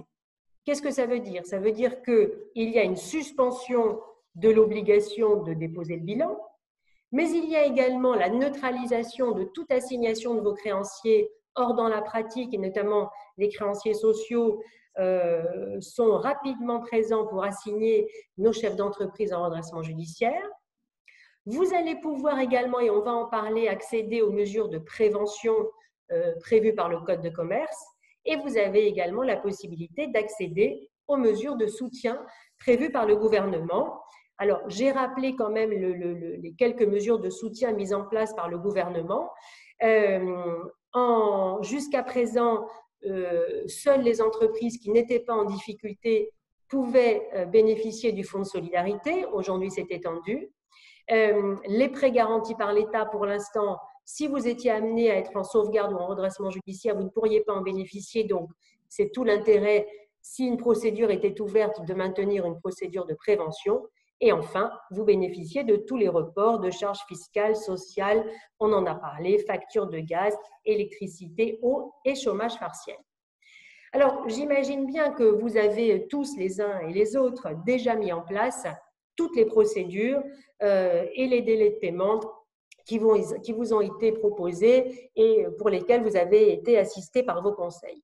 Mais il existe aujourd'hui pour vous des opportunités liées à cette neutralisation de l'état de cessation des paiements. C'est la possibilité pour vous de bénéficier de procédures amiables. Alors, ce sont des procédures qui ne sont pas du tout nouvelles. Ce sont des procédures qui ont très largement fait leurs preuves, puisqu'elles existent depuis 1994 pour l'une et 2005 pour l'autre, mais qui sont en fait très méconnues. Et pour une raison simple, c'est qu'elles sont victimes de leur succès. Lorsque un chef d'entreprise, dans le cadre d'une procédure de mandat ad hoc ou de conciliation, parvient à un accord avec ses créanciers, vous imaginez bien qu'il n'en fait pas la publicité. Mais le banquier ou le fournisseur qui lui-même a participé à une procédure et qui a accepté un report de ses paiements, une réduction de ses taux d'intérêt, des abandons de créances, ne va pas non plus en faire la publicité de peur que ses autres débiteurs ne s'emparent des accords qu'il a pu consentir dans le cadre de ces procédures.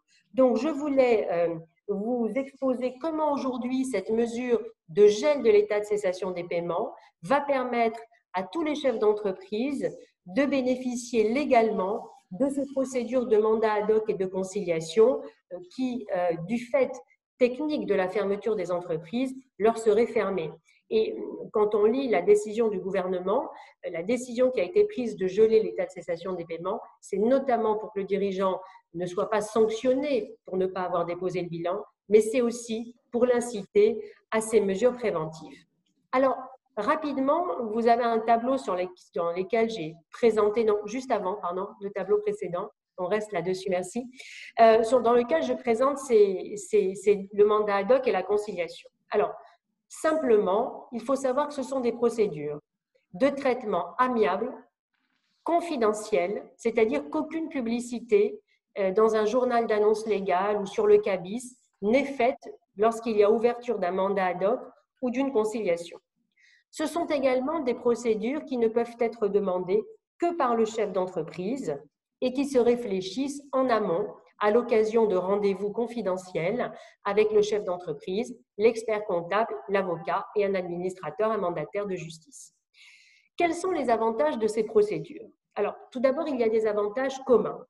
Comme je vous l'ai dit, elle est de votre seule initiative. Le chef d'entreprise reste totalement maître de sa gestion et des décisions qu'il souhaite prendre. Personne ne peut lui imposer de décision.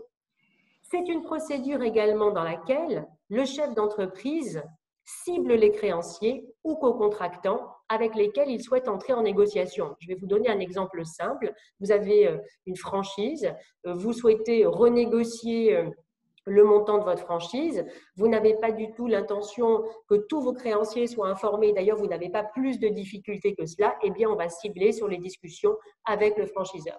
Vous êtes une SCI, vous avez des emprunts et dans cette période de crise sanitaire, votre locataire ne vous paye plus les loyers, votre banquier fait la sourde oreille à vos demandes d'étalement de renégociation de l'emprunt, on va discuter avec le banquier. Vous avez une dette à l'égard d'un fournisseur qui ferme le robinet, mais avec lequel vous avez besoin de continuer à travailler, eh bien, on prend attache avec ce seul créancier pour essayer de trouver avec lui une solution de sortie. C'est ainsi la grande différence avec le redressement judiciaire ou la sauvegarde. Il n'y a pas de traitement collectif des créanciers. Quel est l'intérêt pour le créancier? L'intérêt, c'est que le créancier va se trouver face à un mandataire de justice qui tient sa légitimité du tribunal et c'est un gage pour lui de loyauté et de transparence dans l'information. Je dois vous dire que quand on réunit des créanciers, que ce soit des fournisseurs ou des banquiers, la première question qu'ils nous posent, c'est « bon, vous nous demandez un pourcentage d'abandon de notre créance, mais pouvez-vous nous dire ce que vous sollicitez auprès des autres ? Est-ce que vous avez demandé aux dirigeants quels étaient les efforts qu'ils pouvaient consentir? Est-ce que vous êtes intervenu de la même manière auprès de tous les banquiers ?» Et là, effectivement, le mandataire ad hoc ou le conciliateur désigné par le président de la juridiction est le gage de la transparence et de la loyauté de l'information. Il pourra effectivement confirmer que, à l'égard des fournisseurs, telle solution a été proposée ou à l'égard des banquiers, telle autre solution.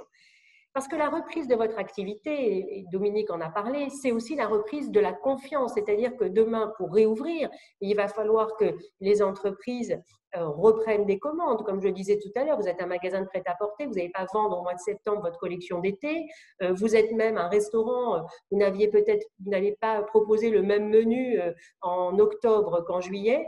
Et donc, il va falloir renouer avec la confiance, et la présence d'un mandataire ad hoc à vos côtés va permettre d'être un gage que les propositions de restructuration que vous faites ont été, avec vos conseils, auditées et s'intègrent dans une logique du retournement.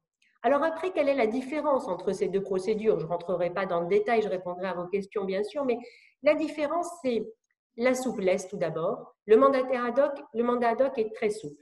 Pas de délai pour sa mise en œuvre et pour son aboutissement, pas d'intervention de la juridiction si ce n'est à l'ouverture, alors que la conciliation est enfermée dans des délais et que les accords peuvent bénéficier de ce qu'on appelle une homologation ou un constat. Alors en fait, dans la pratique, on commence souvent par un mandat ad hoc pour nous permettre de disposer du délai nécessaire pour auditer la situation, et on peut finir par la conciliation. La conciliation, c'est souvent une procédure qui est demandée par le créancier, voire le banquier, parce que l'homologation ou le constat par la juridiction qui a ouvert cette procédure lui permettra d'être sécurisé en termes de responsabilité. La conciliation, elle a un deuxième atout, c'est la new money. Alors la new money, je vais expliquer ce que c'est. C'est que tout partenaire, fournisseur ou banquier, qui serait amené à consentir alors un découvert, de nouveaux financements ou pour un fournisseur des accords particuliers, non pas de la restructuration de dette, mais des apports nouveaux, ferait que si une procédure collective était ouverte, eh bien ce nouveau créancier serait privilégié dans le remboursement de sa créance. Ça répond un peu tout à l'heure à la question que j'entendais, c'est quid si la banque ne veut pas nous consentir un prêt garanti par l'État? Eh bien, puisque la BPI ne garantit pas l'emprunt et que la banque de ce fait ne consent pas l'emprunt, eh bien peut-être que dans le cas d'une conciliation, grâce à ce privilège de new money, nous pourrions envisager de négocier et d'obtenir auprès d'un banquier des solutions de financement. Alors, je n'ai pas abordé la question du coût, mais je pense que la question va être posée. Alors, à la différence de la sauvegarde ou du redressement judiciaire, où il y a un tarif réglementé, le mandat ad hoc ou la conciliation, c'est un tarif, comme l'avocat ou l'expert comptable, qui est librement convenu entre le client et le mandataire ad hoc. Par contre, c'est une rémunération qui est encadrée, puisqu'elle doit être, et c'est la particularité, convenue en amont. C'est-à-dire qu'avant l'ouverture de la procédure par le président de la juridiction et à la suite de rendez-vous de travail qui se tiennent entre le chef d'entreprise, ses conseils, et le conciliateur ou le mandataire ad hoc pressenti, il y a ce que l'on appelle une convention d'honoraires qui est signée, qui repose sur un temps de travail et des objectifs à atteindre et qui vont déterminer une rémunération maximum. Et cette rémunération contractuelle va être homologuée par le président de la juridiction. Donc, il n'y a aucune surprise sur ces procédures, sur le montant de la rémunération qui, bien évidemment, est adapté à la taille de l'entreprise et à l'importance des négociations. Vous n'avez pas le même coût selon qu'il y a un créancier à traiter ou 50 créanciers à traiter, ni en fonction du temps que l'on va passer pour le traiter. Alors, si le mandat ad hoc et la conciliation, pour un certain nombre de raisons, ne sont pas adaptés à votre situation, je tenais quand même à rappeler les procédures de sauvegarde et de redressement judiciaire. Alors, c'est le petit tableau que j'ai fait ci-après, où vous voyez les conditions d'accès et les mesures.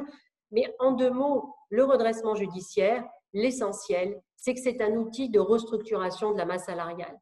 J'entendais la question tout à l'heure posée à Maître Bianchi, qui était de dire, mais si on a recours au chômage partiel, peut-on alors faire des licenciements pour motif économique? Eh bien, imaginons dans un scénario un peu difficile qu'après le chômage partiel, les conditions de réouverture ne soient pas au rendez-vous et que la société soit obligée de déposer le bilan.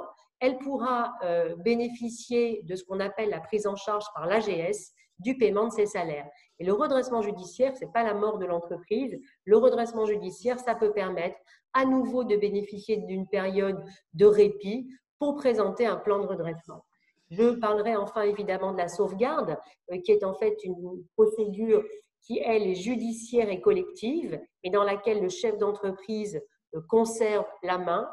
L'avantage de cette procédure, c'est qu'elle va entraîner un gel collectif du passif. C'est aussi un inconvénient.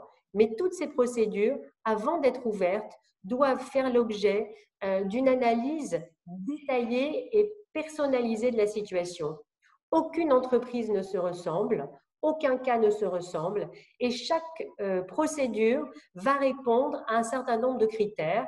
Avez-vous besoin de confidentialité? Avez-vous besoin de geler l'intégralité de votre passif? Avez-vous besoin de licencier? Avez-vous besoin de trésorerie? Et c'est à la lumière d'un certain nombre de questions et d'échanges antérieurs à une procédure. Et c'est d'ailleurs lorsque ces échanges ont lieu, des échanges constructifs, et que la procédure s'ouvre alors dans les meilleures conditions, qu'il y a un grand succès. Donc voilà, pour en finir, le maître mot, c'est l'anticipation, quelle que soit la procédure, l'anticipation pour continuer l'activité. Parce que notre souhait à tous, c'est que la vie de l'entreprise continue. Mais pour que cette vie de l'entreprise continue, là aussi, le gouvernement nous a conduits à nous adapter, ainsi que va vous l'expliquer Maître Valiki. Très bien Nathalie, merci. Donc, il y a certaines questions, certaines où tu as déjà répondu. On me demande, en plus des 1 500 €, une entreprise en sauvegarde ou redressement a-t-elle droit aux 2 000 € si elle emploie au moins un salarié?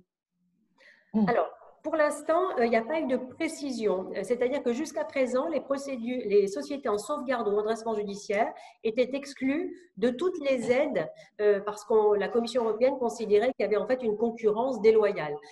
On a cette décision qui date d'hier qui vient de nous expliquer que les entreprises bénéficient des 1 500 €. Voilà, avec une disposition spécifique entreprise en sauvegarde et en redressement judiciaire. Il faudra là qu'il y ait une décision spécifique. À ce stade, à aujourd'hui, en tout cas en ce qui me concerne, je ne sais pas pour les autres intervenants, mais je n'ai pas vu de précision sur cette aide complémentaire. Donc, à mon sens, à aujourd'hui, ce n'est pas le cas. D'accord. On demande comment savoir s'il vaut mieux se déclarer en état de cessation des paiements ou profiter du gel de la cessation des paiements. Alors, est-ce qu'en fait, la question c'est si l'entreprise est de fait en état de cessation des paiements, doit-elle ou non déposer le bilan? Oui. Et là, c'est ce que je disais tout à l'heure, c'est de l'anticipation de ces difficultés. Là, il faut avoir un échange pour comprendre quelles sont les conditions de réouverture. C'est-à-dire, comment va-t-on réouvrir l'entreprise? Est-ce qu'on va avoir besoin de licencier? Est-ce qu'on a juste besoin de temps? Est-ce qu'on a besoin de financement? Moi, mon orientation, c'est d'abord de s'orienter vers des procédures préventives qui sont beaucoup plus souples, amiables, confidentielles, qui ne sont pas, si vous voulez, le rouleau compresseur de la procédure de redressement judiciaire. Donc, on démarre par une procédure préventive pour essayer de trouver des solutions de négociation avec ses créanciers et également pour négocier la dette qui a été générée pendant la période, enfin qui va être générée pendant cette période de crise sanitaire, avant de rentrer dans une procédure de redressement judiciaire qui est beaucoup plus lourde. D'accord, merci. On nous demande aussi quelles sont les dettes qui sont concernées par la neutralisation, uniquement et strictement celles postérieures au 12 mars, celles devenues exigibles après le 12 mars, quid du passif antérieur? Alors, pour l'instant, la réponse est ce sont les dettes devenues exigibles après le 12 mars. Et alors, il appartiendra aux tribunaux, s'ils font l'objet de demandes de déclaration de cessation des paiements, pour l'instant, c'est ce que les auteurs nous disent, de vérifier qu'en fait, l'état de cessation des paiements n'est pas antérieur au 12 mars. J'ai rappelé tout à l'heure que l'état de cessation des paiements, c'est actif disponible, passif exigible, tout cela examiné postérieurement au 12 mars. Voilà. Donc, c'est une exigibilité postérieure au 12 mars. On nous demande aussi quelles sont les informations qui devront être transmises aux créanciers. Faut que la question soit un peu plus précise. Dans quelle procédure? C'est quand on parlait des procédures mandat ad hoc et conciliation. Quelles sont les informations? Oui, qu'on devra fournir aux créanciers. Alors, en fait, le dirigeant détermine les informations qu'il souhaite communiquer à ses créanciers. Nous n'avons aucune obligation en la matière. Et en fait, l'information, elle doit, être limitée à ce que le créancier doit savoir pour renégocier les créances. Alors, si vous avez un banquier en face de vous, il est évident qu'il va être un peu plus exigeant en termes de transmission des bilans, mais il n'y a pas de règle quant au partage de l'information. Et une dernière question, on nous demande si on a toujours accès à des facilités bancaires après la mise en place d'une de ces procédures. On parle encore de la conciliation du mandat ad hoc. Alors, ces procédures ne sont pas publiées. Elles ne font pas Donc, l'objet d'une publicité, elles ne seront pas inscrites au CABIS, elles ne font pas l'objet d'une publicité. Donc, une société qui a une conciliation, par exemple, avec un fournisseur, demain va solliciter d'un établissement bancaire un découvert ou un crédit moyen terme, la banque ne devra pas avoir l'information de la procédure préventive. Très bien. Merci Nathalie pour toutes ces réponses et cette Merci à vous. brillante intervention. Marielle, je te passe la parole. Eh oui, il m'appartient quand même, et c'est la partie la plus agréable, de vous dire que la vie de l'entreprise continue. Alors, elle ne va pas continuer comme avant, ou en tout cas pas tout de suite, ou en tout cas pas dans les mêmes conditions suivant les secteurs d'activité. Et je pense que ça fera l'objet d'un webinaire à part entière, parce que si vous regardez la vie des restaurants et de l'hôtellerie et du tourisme, elle ne va pas continuer tout de suite. Donc, on va parler des autres vies de l'entreprise. Qu'est-ce qui va continuer à fonctionner ? Et comment vous allez le savoir? Alors, ce sera le préalable avant mon PowerPoint et je dirais des observations plus techniques. Vous l'avez vu, il y a des papiers partout, il y a des décrets partout, des ordonnances. Donc, d'un jour à l'autre, ce qu'on vous dit n'a plus de fondement légal. Alors, on a l'habitude, nous les professionnels et les avocats en général, de dire que nos consultations, elles sont valables le temps qu'il n'y ait pas un changement de jurisprudence ou de législation. Là, c'est a fortiori encore plus aigu. Donc, première chose, faites la différence entre ce qui est publié et ce qui est indiqué, notamment par la presse, les médias. Donc, c'est vrai qu'à un moment donné, moi, j'ai eu plein de clients qui nous ont appelés en disant « ça y est, on n'a plus besoin de payer nos loyers commerciaux ». L'ordonnance qui réglemente ça du 25 mars 2020 et n'est pas du tout dans ce sens-là, c'est beaucoup plus subtil. Hein. C'est-à-dire qu'on ne pourra jamais poursuivre notre entreprise si pendant cette période, à partir du 12 mars jusqu'à la fin du confinement, de l'état sanitaire, vous n'avez pas payé le loyer. Voilà, on ne pourra pas vous expulser, on ne pourra pas vous couper l'électricité, on ne pourra pas vous couper l'eau. Mais ça ne veut pas dire que de droit, les choses n'ont pas à être réglées. Et en tout cas, cela ne concerne que les entreprises, c'est-à-dire les TPE, moins de 10 salariés, c'est les mêmes choses que pour le fonds d'allocation. Donc ça, c'était un préalable. Vous dire attention entre les effets d'annonce, ce qu'on vous raconte, ce que vous voyez sur les réseaux sociaux et ce qui est existant, publié et applicable. C'est pour ça que nous, avant-hier, on disait des choses, et bien 2 jours après, on dit des choses différentes. Alors, la vie de l'entreprise va continuer, oui, elle va continuer. Parce que certaines choses continuent à fonctionner. Alors, on vous dit depuis quelque temps, on nous a dit à nous aussi, avocats, les tribunaux sont fermés. Oui, majoritairement, les tribunaux sont fermés. Mais ils continuent à fonctionner. Et ils continuent à fonctionner pour vous, les entreprises, essentiellement. Alors, la première chose, ça fait longtemps que je voulais me mettre sur tribunaldigital.fr parce que ça permet de faire beaucoup de formalités en ligne et puis j'avais pas le temps. Bon, je connaissais pas, je m'étais dit que c'était compliqué. Et comme beaucoup, on a été tous dans nos domaines respectifs. Moi, c'est le droit, vous, c'est sûrement autre chose. Au pied du mur. Et au pied du mur, il faut s'adapter. Pas de recul, on s'adapte. Et donc, je me suis adaptée, je me suis mis en ligne. Et je me suis aperçue qu'effectivement, sur ce tribunal digital, on pouvait demander un entretien au président du tribunal de commerce, par téléphone ou visioconférence, demander l'ouverture d'une procédure de prévention, conciliation, mandat ad hoc, faire une déclaration de cessation des paiements et saisir les tribunaux pour les affaires les plus urgentes qui commencent à être plaidées par visioconférence. Dans le département, le tribunal de commerce de Nice y est mis, Grasse aussi, Cannes aussi et d'ailleurs Antibes aussi.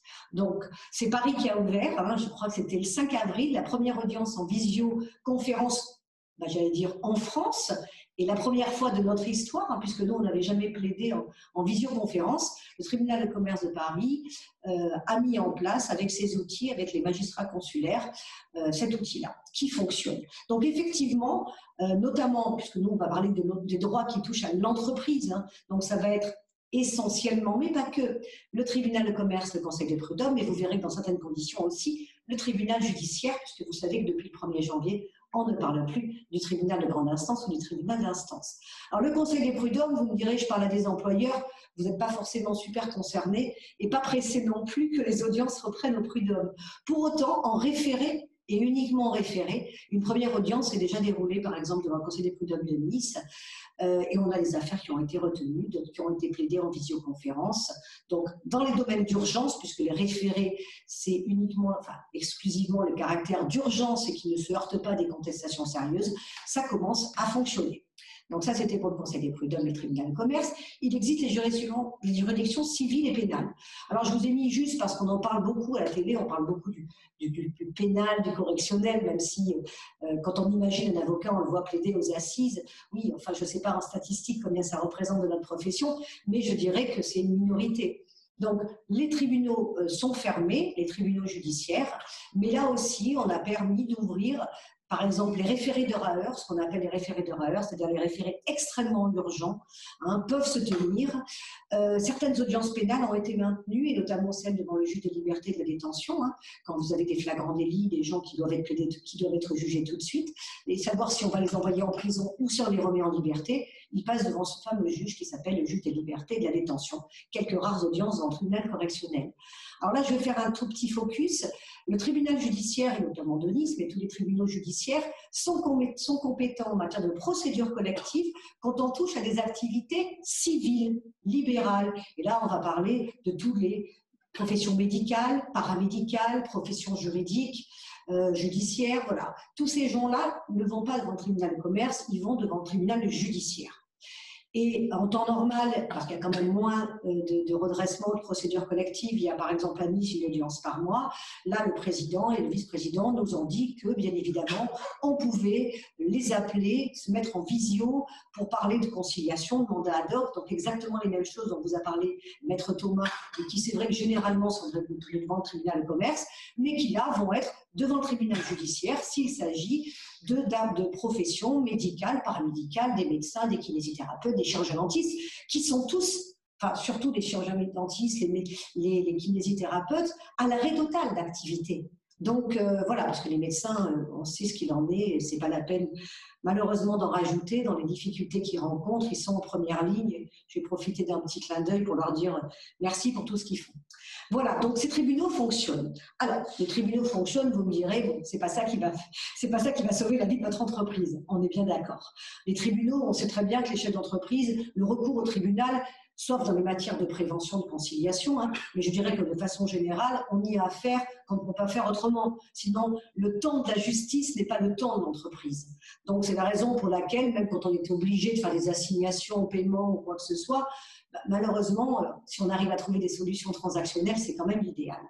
Alors, qu'est-ce qui se passe au niveau des contrats? Alors là, petit rappel, on me disait, non mais là, il n'y a plus rien qui signe. Oui, oui, il y a encore des choses qui signent. Alors, petit rappel, ça, ce n'est pas une ordonnance récente. Les actes d'avocat, vous me direz que je vais prêcher pour ma paroisse. Oui, mais c'est vrai, parce que pas grand monde est au courant. Donc oui, si je peux faire un peu de publicité fonctionnelle, j'en profite.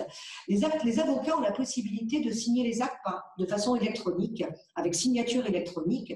Et donc, on peut faire des sessions de part, des protocoles d'accord, des assemblées générales, des protocoles, des sessions de part, enfin, des promesses, des sessions de fonds de commerce, toute une série de choses importantes qui peuvent être faites parce que quelquefois, on a signé des compromis dans le mois de janvier, février, et on attend de réitérer et de passer la session définitive qui va être la seule qui va permettre à la personne de rentrer dans les lieux et d'exploiter. Donc oui, heureusement, et mon cabinet continue à en faire, on en a au moins 5 en cours qui vont être réitérés dans les jours qui viennent et dont certaines, je pense, la semaine prochaine. Donc les avocats peuvent continuer et ça a une portée juridique importante.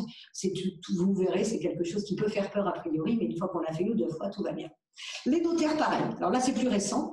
Les notaires peuvent recevoir des signatures d'actes authentiques électroniquement. On a un décret le 3 avril qui permet, là aussi, pour assouplir et pour ne pas bloquer toute la vie économique, parce que là aussi, il y a des personnes qui ont signé le compromis de vente pour leur appartement ou pour la vente de leur appartement, et on est dans les 2-3 mois. Et donc, qu'est-ce qui se passe de la réitération par acte authentique qui va permettre la vente définitive?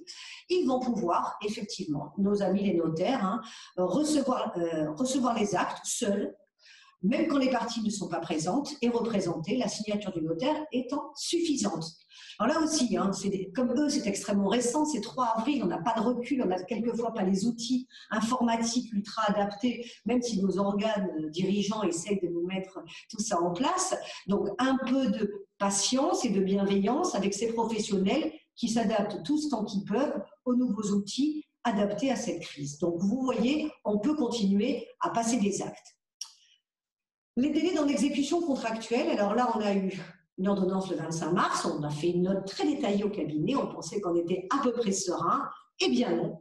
On a eu une ordonnance du 15 avril qui a modifié les choses, et notamment sur un point, alors ce n'est pas dans mon PowerPoint, mais je vais vous le citer, notamment c'est l'article 2 de cette ordonnance qui dit que la prorogation de certains délais n'est pas applicable aux délais de réflexion, de rétractation ou de rénonciation prévus par la loi ou le règlement, ni aux délais prévus pour le remboursement de sommes d'argent en cas d'exercice de ces droits. Par exemple, vous savez que quand vous signez un compromis de vente en matière immobilière, compromis de vente-revente, mais l'acheteur peut se rétracter. Et on avait pensé dans un premier temps que, du coup, ces délais allaient suspendre le délai de rétractation. Eh bien non. En tout cas, si dans un premier temps, le 25 mars, non dans un deuxième temps, le 15 avril. Donc vous êtes en train de toucher du doigt et c'était ça le but. On ne peut pas tout vous expliquer en 20 minutes d'intervention, chaque professionnel. C'est vous montrer les pièges, de vous montrer les clignotants, ce à quoi il faut que vous soyez particulièrement vigilant. Vous voyez l'exemple type d'une incertitude juridique pour celui qui, entre le 25 mars et le 15 avril, a pensé quelque chose et sur lequel il s'est trompé rétroactivement, mais sans savoir qu'il se trompait à l'époque. Voilà, donc vous avez également des audiences, vous avez également des clauses qui redonnent des délais pour renouveler le contrat ou le résilier, et tout ça avec cette fameuse date du 12 mars 2020, et qui va aller jusqu'à 1 mois après la cessation de l'état d'urgence sanitaire, et qui seront prorogés. Alors l'état d'urgence sanitaire, pour l'instant, c'était 24 mai. Ça peut bouger comme date, mais pour l'instant, c'est 24 mai. La force majeure. Alors là, voilà. Là, je ne suis pas la plus grande spécialiste du monde pour en parler, autant le dire tout de suite. Maître Bianchi, d'ailleurs, sur la question sera bien meilleur que moi, mais c'est dans mon intervention, donc je vous en parle. Mais tout le monde en parle aujourd'hui. Tout le monde parle de la force majeure. D'ailleurs, l'État a décrété que ça allait être la force majeure. Attention. Nous, ça a duré quand même quelques heures à la faculté de droit pour apprendre ce que c'était la force majeure. Alors, la force majeure en temps normal, si j'allais dire dans le commun des mortels, c'était extérieur, imprévisible, irrésistible. Voilà, ça, tous les juristes ont appris ça. Qu'est-ce qui se passe de la force majeure pendant la crise sanitaire du Covid-19 ? Elle ne sera pas toujours considérée comme irrésistible. C'est-à-dire, par exemple, nous, les avocats, on peut travailler en télétravail. Si notre clé RPVA fonctionne et qu'on a accès aux tribunaux, on n'est pas devant quelque chose d'irrésistible. Ou d'imprévisible. Alors là, imprévisible, exact, je vais vous donner un exemple. Vous aviez prévu votre mariage au mois de décembre, il n'y avait pas de clause de coronavirus, il n'y avait pas de problématique de santé, ou en tout cas, on n'était pas au courant. On va dire les choses comme ça pour rester correct. Eh bien, effectivement, on va dire que si votre mariage est annulé parce qu'on ne peut pas avoir du public, on ne peut pas se réunir à plus de 10, on ne peut pas effectivement faire toute une série de choses que ce genre d'événement nécessiterait, là, effectivement, on va considérer que c'était imprévisible. En revanche, vous décidez subitement, parce que le confinement vous rapproche de votre conjoint, de vous marier en plein mois de mars, vous dire oh non, ce n'est pas imprévisible. Vous saviez qu'il y avait une crise, donc on n'a pas le caractère d'imprévisibilité. Voilà pour la force majeure. Il y a des professeurs agrégés qui ont écrit énormément de chroniques, qui sont bien plus forts que moi, et on verra ce que la jurisprudence dira. Vous savez ce que c'est la jurisprudence, c'est l'ensemble des décisions rendues par les tribunaux, les cours d'appel ou la cour de cassation. Et je pense qu'alors là, on va avoir un certain nombre de lectures particulièrement édifiantes et intéressantes. La vie sociale continue. Alors oui, là, je vais rentrer un peu plus dans mon domaine, dans ma zone de confort. Alors, ça veut dire effectivement, qu'est-ce qui se passe pour les sociétés ? Les sociétés qui devraient prévoir des assemblées générales d'approbation des comptes. On sait que malheureusement, les experts comptables étaient déjà les pauvres en pleine période fiscale. Là-dessus, on rajoute la cessation d'activité partielle, on rajoute tous les prévisionnels que certaines banques exigent, même si j'en profite pour le dire, normalement, elles n'ont pas le droit, mais si effectivement on veut obtenir notre prêt quelque part, il faut plier à ce qu'ils nous demandent, et c'est logique. Chaque banque a des critères différents. Mais en revanche, pour revenir aux sociétés, les sociétés elles vont pouvoir continuer à travailler. Et ça, c'est fondamental. Même si les salariés vont être en activité partielle, même si, alors totale, partielle, on verra, mais en tout cas, les directoires, les conseils de surveillance, les conseils d'administration peuvent se réunir par conférence téléphonique ou par audiovisuel. Donc ça, c'est très, très, très important. Les assemblées générales, elles peuvent se tenir aussi en téléconférence ou en visioconférence. La seule condition, et elle me paraît tout à fait acceptable, c'est de prévenir les associés au moins 3 jours ouvrés avant la réunion. La loi prévoit aussi que les décisions des assemblées peuvent être prises par consultation écrite Alors ça, c'était le cas très souvent avant cette crise sanitaire. Hein. Et cette consultation est possible même si les statuts ne le prévoient pas ou ne s'y opposent pas. Et ça, c'est nouveau. Les communications de pièces ou d'informations peuvent être faites par mail. Vous savez, quand vous convoquez une assemblée générale, vous avez des documents comptables qui doivent être envoyés à l'avance, toute une série de documents que vous connaissez particulièrement. Tout ça pourrait être envoyé par mail. Les délais imposés pour convoquer les assemblées générales, alors là, c'est un principe, hein, sont prorogés de 3 mois. C'est-à-dire qu'on va effectivement, pour les exercices qui vont être clôturés, soit au 30 septembre, soit bien évidemment au 31 décembre, et en tout cas, à la fin du délai d'1 mois avant la cessation de l'état d'urgence, elles peuvent être prorogées de 3 mois, sauf, et ce n'est pas un détail, hein, si le commissaire aux comptes a émis son rapport avant le 12 mars. Pourquoi? Parce qu'on imagine que si le commissaire aux comptes a émis son rapport, c'est qu'il avait les comptes, donc c'est que l'Assemblée générale est en état d'être tenue, puisqu'on sait qu'elle peut être tenue par visioconférence. Voilà, donc vous voyez, la vie de l'entreprise, elle continue. Et ça, c'est important. Alors, j'avais prévu une dernière partie, parce que j'avais considéré que, on vous dit, bah oui, elle continue, mais comment? Alors, je vends par exemple dans le Vieux-Nice, j'ai un magasin de prêt-à-porter, comment elle continue mon activité puisque mon commerce est fermé? Alors, ça peut être ça comme ça peut être autre chose. Hein. Donc, j'avais prévu tout un topo sur la vente à distance, qui était pour moi une façon de rebondir, mais compte tenu du fait que je pense qu'il est plus intéressant de laisser une place importante à vos questions, vous aurez le PowerPoint avec tout le topo que j'ai fait sur la vente à distance. Je vais juste vous dire 3 phrases pour que vous compreniez bien. Là, quand on parle de vente à distance, parce que vous pouvez avoir intérêt à vous dire, bah, écoutez, je vais faire de la vente à distance pour faire un petit peu de chiffre d'affaires. Les restaurateurs, certains ont pu faire de la vente à emporter. Donc, tout ça, toutes les choses se sont adaptées. Mais en revanche, il faut être extrêmement vigilant. Alors là, voilà, là, c'est le moment où je sors les drapeaux rouges. La vente à distance est extrêmement réglementée. C'est un mélange de règles du droit civil et de règles du code de la consommation. Alors, il faut savoir, je dis toujours ça et sans aucune méchanceté, avec un tout petit peu peut-être d'humour, le consommateur dans notre pays est autant protégé que le locataire et que le salarié. C'est-à-dire qu'on considère que ça fait partie de catégories de populations qu'il faut hyper protéger. Alors, le consommateur, il est hyper protégé et vous, professionnels, vous n'avez aucun droit à l'erreur. Donc, si vous avez vraiment envie de faire de la vente à distance et que vous pensez que dans votre modèle économique, c'est important, faites-le, mais pas en improvisation. Voilà. Autant il y a des choses, vous voyez, des statuts, on peut quelquefois les faire tout seul, surtout une SARL, la loi de 66 sur les sociétés commerciales réglemente tout, donc il y a peu de choses où vous pouvez vraiment vous tromper, mais dans la vente à distance, on n'est pas du tout là-dedans. On a vraiment une réglementation extrêmement précise, on va juste passer la dernière slide pour que vous voyez, comme disait... Voyez, comme disait Coluche, rien que le nom m'amuse, mais là, ça veut dire qu'effectivement, vous avez déjà les réglementations des articles du Code de la consommation. Vous risquez des infractions pénales, par exemple, la vente de nature à induire en erreur le consommateur. Donc, il faut faire extrêmement attention dans ces temps et ça sera ma conclusion, dans ces temps très compliqués où on ne sait plus très bien, on n'a jamais vécu ça. Donc, on n'a aucun repère. On n'a aucun repère, on n'a aucun recul. Donc, effectivement, on est tous perdus. On a la trésorerie qui s'effondre, les commandes qui s'effondrent aussi, et on ne sait pas comment faire. Donc, on se dit après tout, la vente à distance, oui, c'est super. Oui, ça peut être un outil de développement de votre chiffre, mais en revanche, de façon extrêmement rigoureuse. Voilà.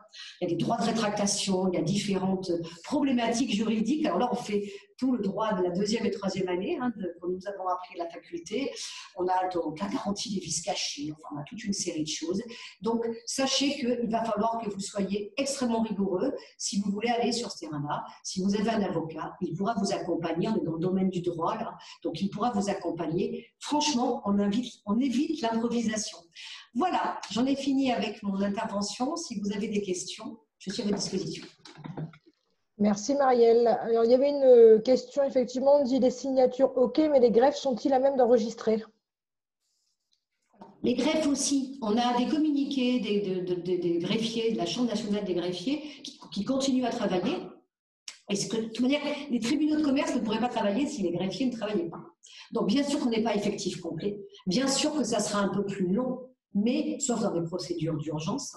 Mais oui, les greffes continuent à travailler et oui, on pourra faire des formalités en ligne. Aujourd'hui, de toute manière, moi, toutes mes AGOA, tout le dépôt des comptes annuels, on le fait exclusivement en ligne. Donc, on va pouvoir continuer à le faire.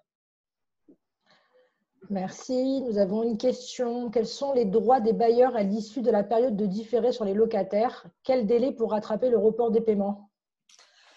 Alors, j'allais dire, à ce qu'on sait aujourd'hui, voilà, avec toutes les réserves que j'ai mises au préalable, aujourd'hui, pour les sociétés, alors pour les sociétés qui sont, parce qu'il y a beaucoup d'articles qui ont été abrogés. Alors, où on est? Pour les sociétés qui ont débuté leur activité avant le 1er février 2020, où l'effectif en matière de salariés est inférieur à 10, dont le chiffre d'affaires est inférieur à 1 million d'euros. Le bénéfice imposable qui n'excède pas 60 000 euros, ça a été supprimé. La détention, c'est toujours maintenu, hein, il ne faut pas que ça soit une holding, vont pouvoir bénéficier d'une suspension, c'est-à-dire qu'en fin de compte, c'est ce que je disais tout à l'heure, d'une suspension des loyers qui va pouvoir être prorogée, c'est-à-dire qu'en fin de compte, s'il n'y a qu'une chose qui est certaine, c'est que le bailleur ne pourra pas profiter du non-paiement des loyers depuis le 12 mars pour pouvoir prononcer la clause résolutoire et expulser son locataire. Voilà. Ou alors, bien évidemment, pas de pénalité, pas de majoration, pas de clause pénale, tout ça, c'est supprimé. Mais en fin de compte, il faut bien se dire, alors moi je sais que qu'est-ce qu'on a conseillé à nos clients, parce que là il faut être pragmatique. Donc qu'est-ce qu'on a dit à nos clients? D'abord demander, parce que si vous ne demandez pas, vous n'aurez pas un propriétaire qui va vous dire, vous avez raison, ne payez pas mon loyer. Donc première chose, faire une demande écrite. Deuxièmement, essayer de faire un visa, enfin de renvoyer aux ordonnances qui prévoient ce genre de choses, parce qu'il y a des bailleurs qui ne sont pas au courant. Je ne parle pas des bailleurs institutionnels ou des bailleurs publics, je parle des bailleurs privés, hein, bien évidemment. Et ceux qui ont peut-être 1 ou 2 locaux commerciaux et qui ne sont pas tous titulaires d'un master de droit. Donc ces gens-là, ils ne sont pas au courant. Donc encore faut-il commencer à leur demander. Et leur demander la raisonnabilité, si j'ose dire, je ne sais même pas si le mot existe, mais enfin peu importe. En tout cas, il est adapté aux circonstances de l'espèce. Ce qui est raisonnable, c'est qu'effectivement leur dire éventuellement, annulez-moi la période de fermeture, comme par exemple les restaurants, les hôtels, où c'est fermé par, je dirais, par la loi. Donc là, je ne peux pas travailler, je voudrais même envisager quelque chose, je ne peux pas le faire. Donc, éventuellement, annulez-moi la période de fermeture et suspendez-moi le reste. Et après, on se met d'un commun accord sur parce qu'il va falloir rembourser, hein, manifestement, sur la période de remboursement. Justement, on me demande si les SCI sont-elles exclues du report des échéances bancaires comme du PGE. Mon bailleur doit lui aussi rembourser son emprunt. Il veut savoir comment je vais rembourser dès la reprise de l'activité. Alors, les SCI exclus, c'est-à-dire non. Enfin, les SCI, il y a beaucoup de biens qui sont détenus via des SCI, beaucoup de biens immobiliers. Et donc, ces SCI… Ah oui, d'accord, dans ce sens-là. Le PGE, elles sont effectivement… les SCI et les institutions financières sont exclus du PGE. En revanche, en termes de report d'échéance, ils peuvent très bien demander à leur banquier un report d'échéance et en général, c'est accordé. Tout à fait. J'ai à présent une question pour Maître Bianchi. On demande, est-ce que l'on peut distribuer des dividendes quand on a fait appel à l'activité partielle? Oui, voilà. Retour de Cédric. Attention à la distanciation. Ouais.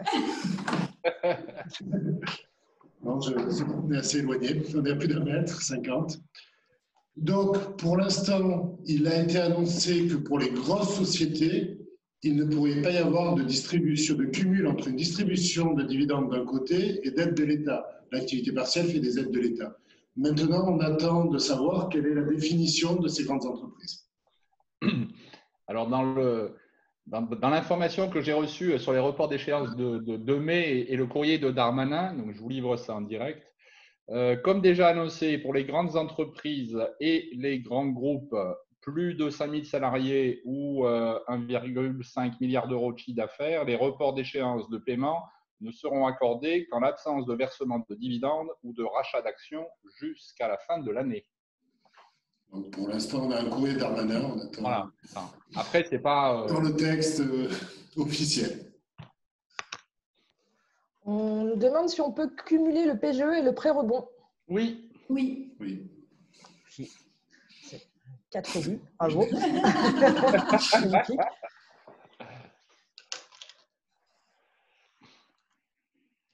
Alors pour l'instant, je n'ai pas d'autres questions. Ah si, est-ce que vous avez prévu d'autres conférences pédagogiques sur l'actualité juridique? J'allais vous dire, ça dépend de votre retour. Nous, c'est une première. Alors, pour ceux qui me connaissent, j'adore ajouter les différentes professions pour avoir des éclairages différents. C'est-à-dire, je trouve que les conférences pluridisciplinaires, ce qu'on a appelé pluridisciplinaires, c'est-à-dire là en l'espèce un administrateur judiciaire et il s'exprime très peu. Donc vraiment, j'en profite pour remercier Maître Thomas de travailler avec nous sur cette réunion d'information pédagogique, enfin, on peut l'intituler, et je pense d'entraide, parce qu'aujourd'hui, je pense que s'il y a un mot qui doit être mis en avant, c'est la solidarité. Aujourd'hui, tout le monde est dans la panique, personne ne sait comment réagir, on est tous un peu dans un système qui nous dépasse.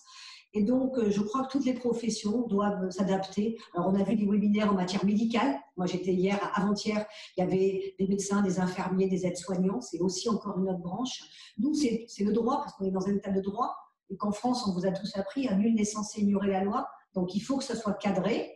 Donc, je pense qu'on va en faire d'autres. Je vais regarder un peu les chiffres parce que c'est Miss Alexandra qui va nous faire les stats. Parce que si on voit qu'effectivement, vous étiez nombreux à suivre ce webinaire, si on voit que d'après les questions que vous avez posées, que ça vous a super intéressé, oui, je pense que tout le monde est obligé de se former, tout ce temps qu'on est. Hein, voilà. Donc, nous, ces ordonnances, ces décrets, on est obligé de les décortiquer. Alors là, j'avoue que généralement, je laisse le bonheur à mon associé qui... Bon, moi, j'avoue qu'il m'agace la façon dont il dit, je vous dis la vérité. Voilà. Donc, non, pas dans la univoque, elle n'est pas là. Dans les lois où les ordonnances sont rendues, il faut lire 25 fois. C'est bientôt, on est presque au même temps. J'ai mon associé qui est là aussi, Gilles Naon, qui est avocat fiscaliste. C'est vrai que certains articles du Code général des impôts, le commun des mortels doit les relire 4 fois avant de comprendre. Il faut le dire. Donc heureusement qu'on a des avocats spécialistes en droit fiscal, parce que sinon, ce n'est pas possible. Donc, si on sait que ça vous intéresse, oui. Moi, j'étais d'avis, on en a déjà parlé avec Maître Thomas, de faire quelque chose un focus sur le tourisme, parce que là, c'est quelque chose d'absolument dramatique. Je crois que c'est 7% du PIB national, mais je crois qu'on est à plus de 35% de notre PIB local. Hein.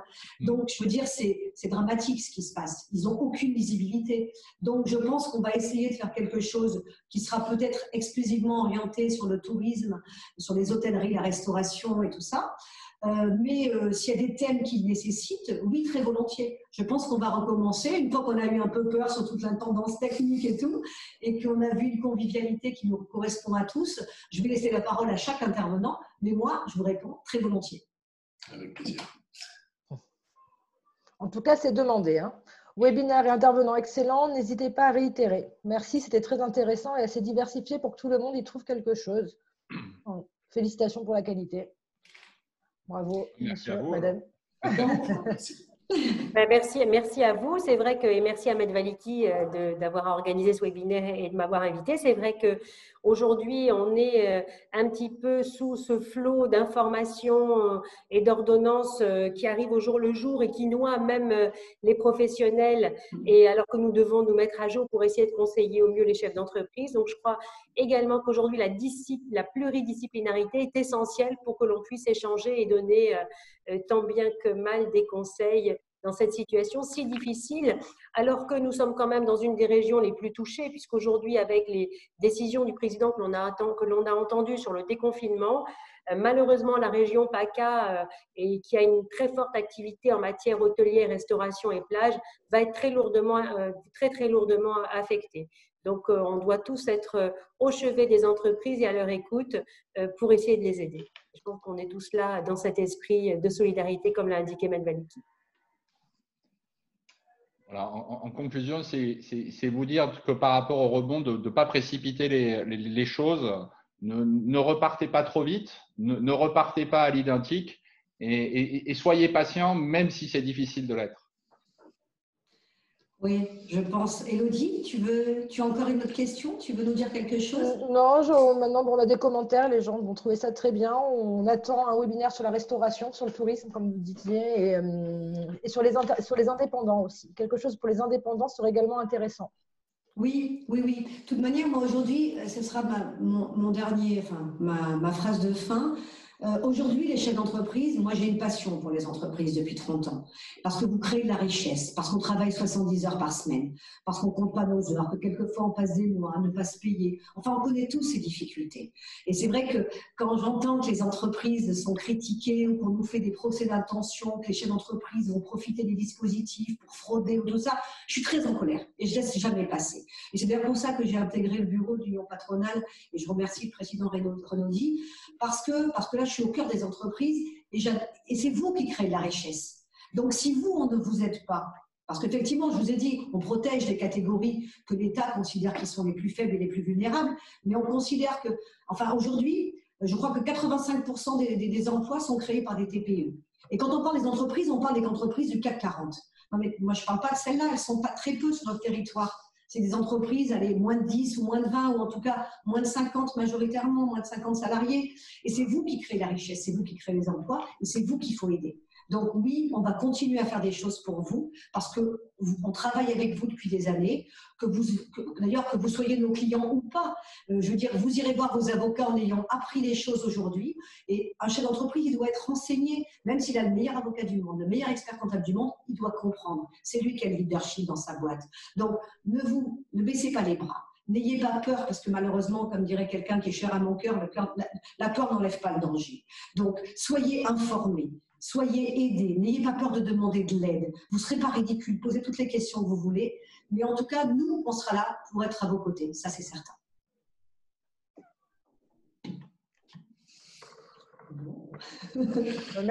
Merci à tous.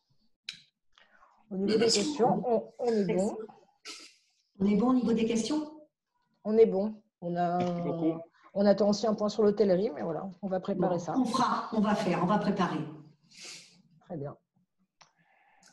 Eh bien bon, alors je vous souhaite il y a un bon week-end qui arrive, et même s'il est confiné, on est quand même, je me dirais, on est sur la Côte d'Azur, on ne peut pas trop sortir, c'est vrai, mais on peut ouvrir, on peut voir la mer, on peut aller quand même un tout petit peu faire un tour et prendre l'air. Donc prenez soin de vous, de vos proches, de vos familles, et puis pensez à vos entreprises, mais essayez de déconnecter un peu le week-end. Voilà.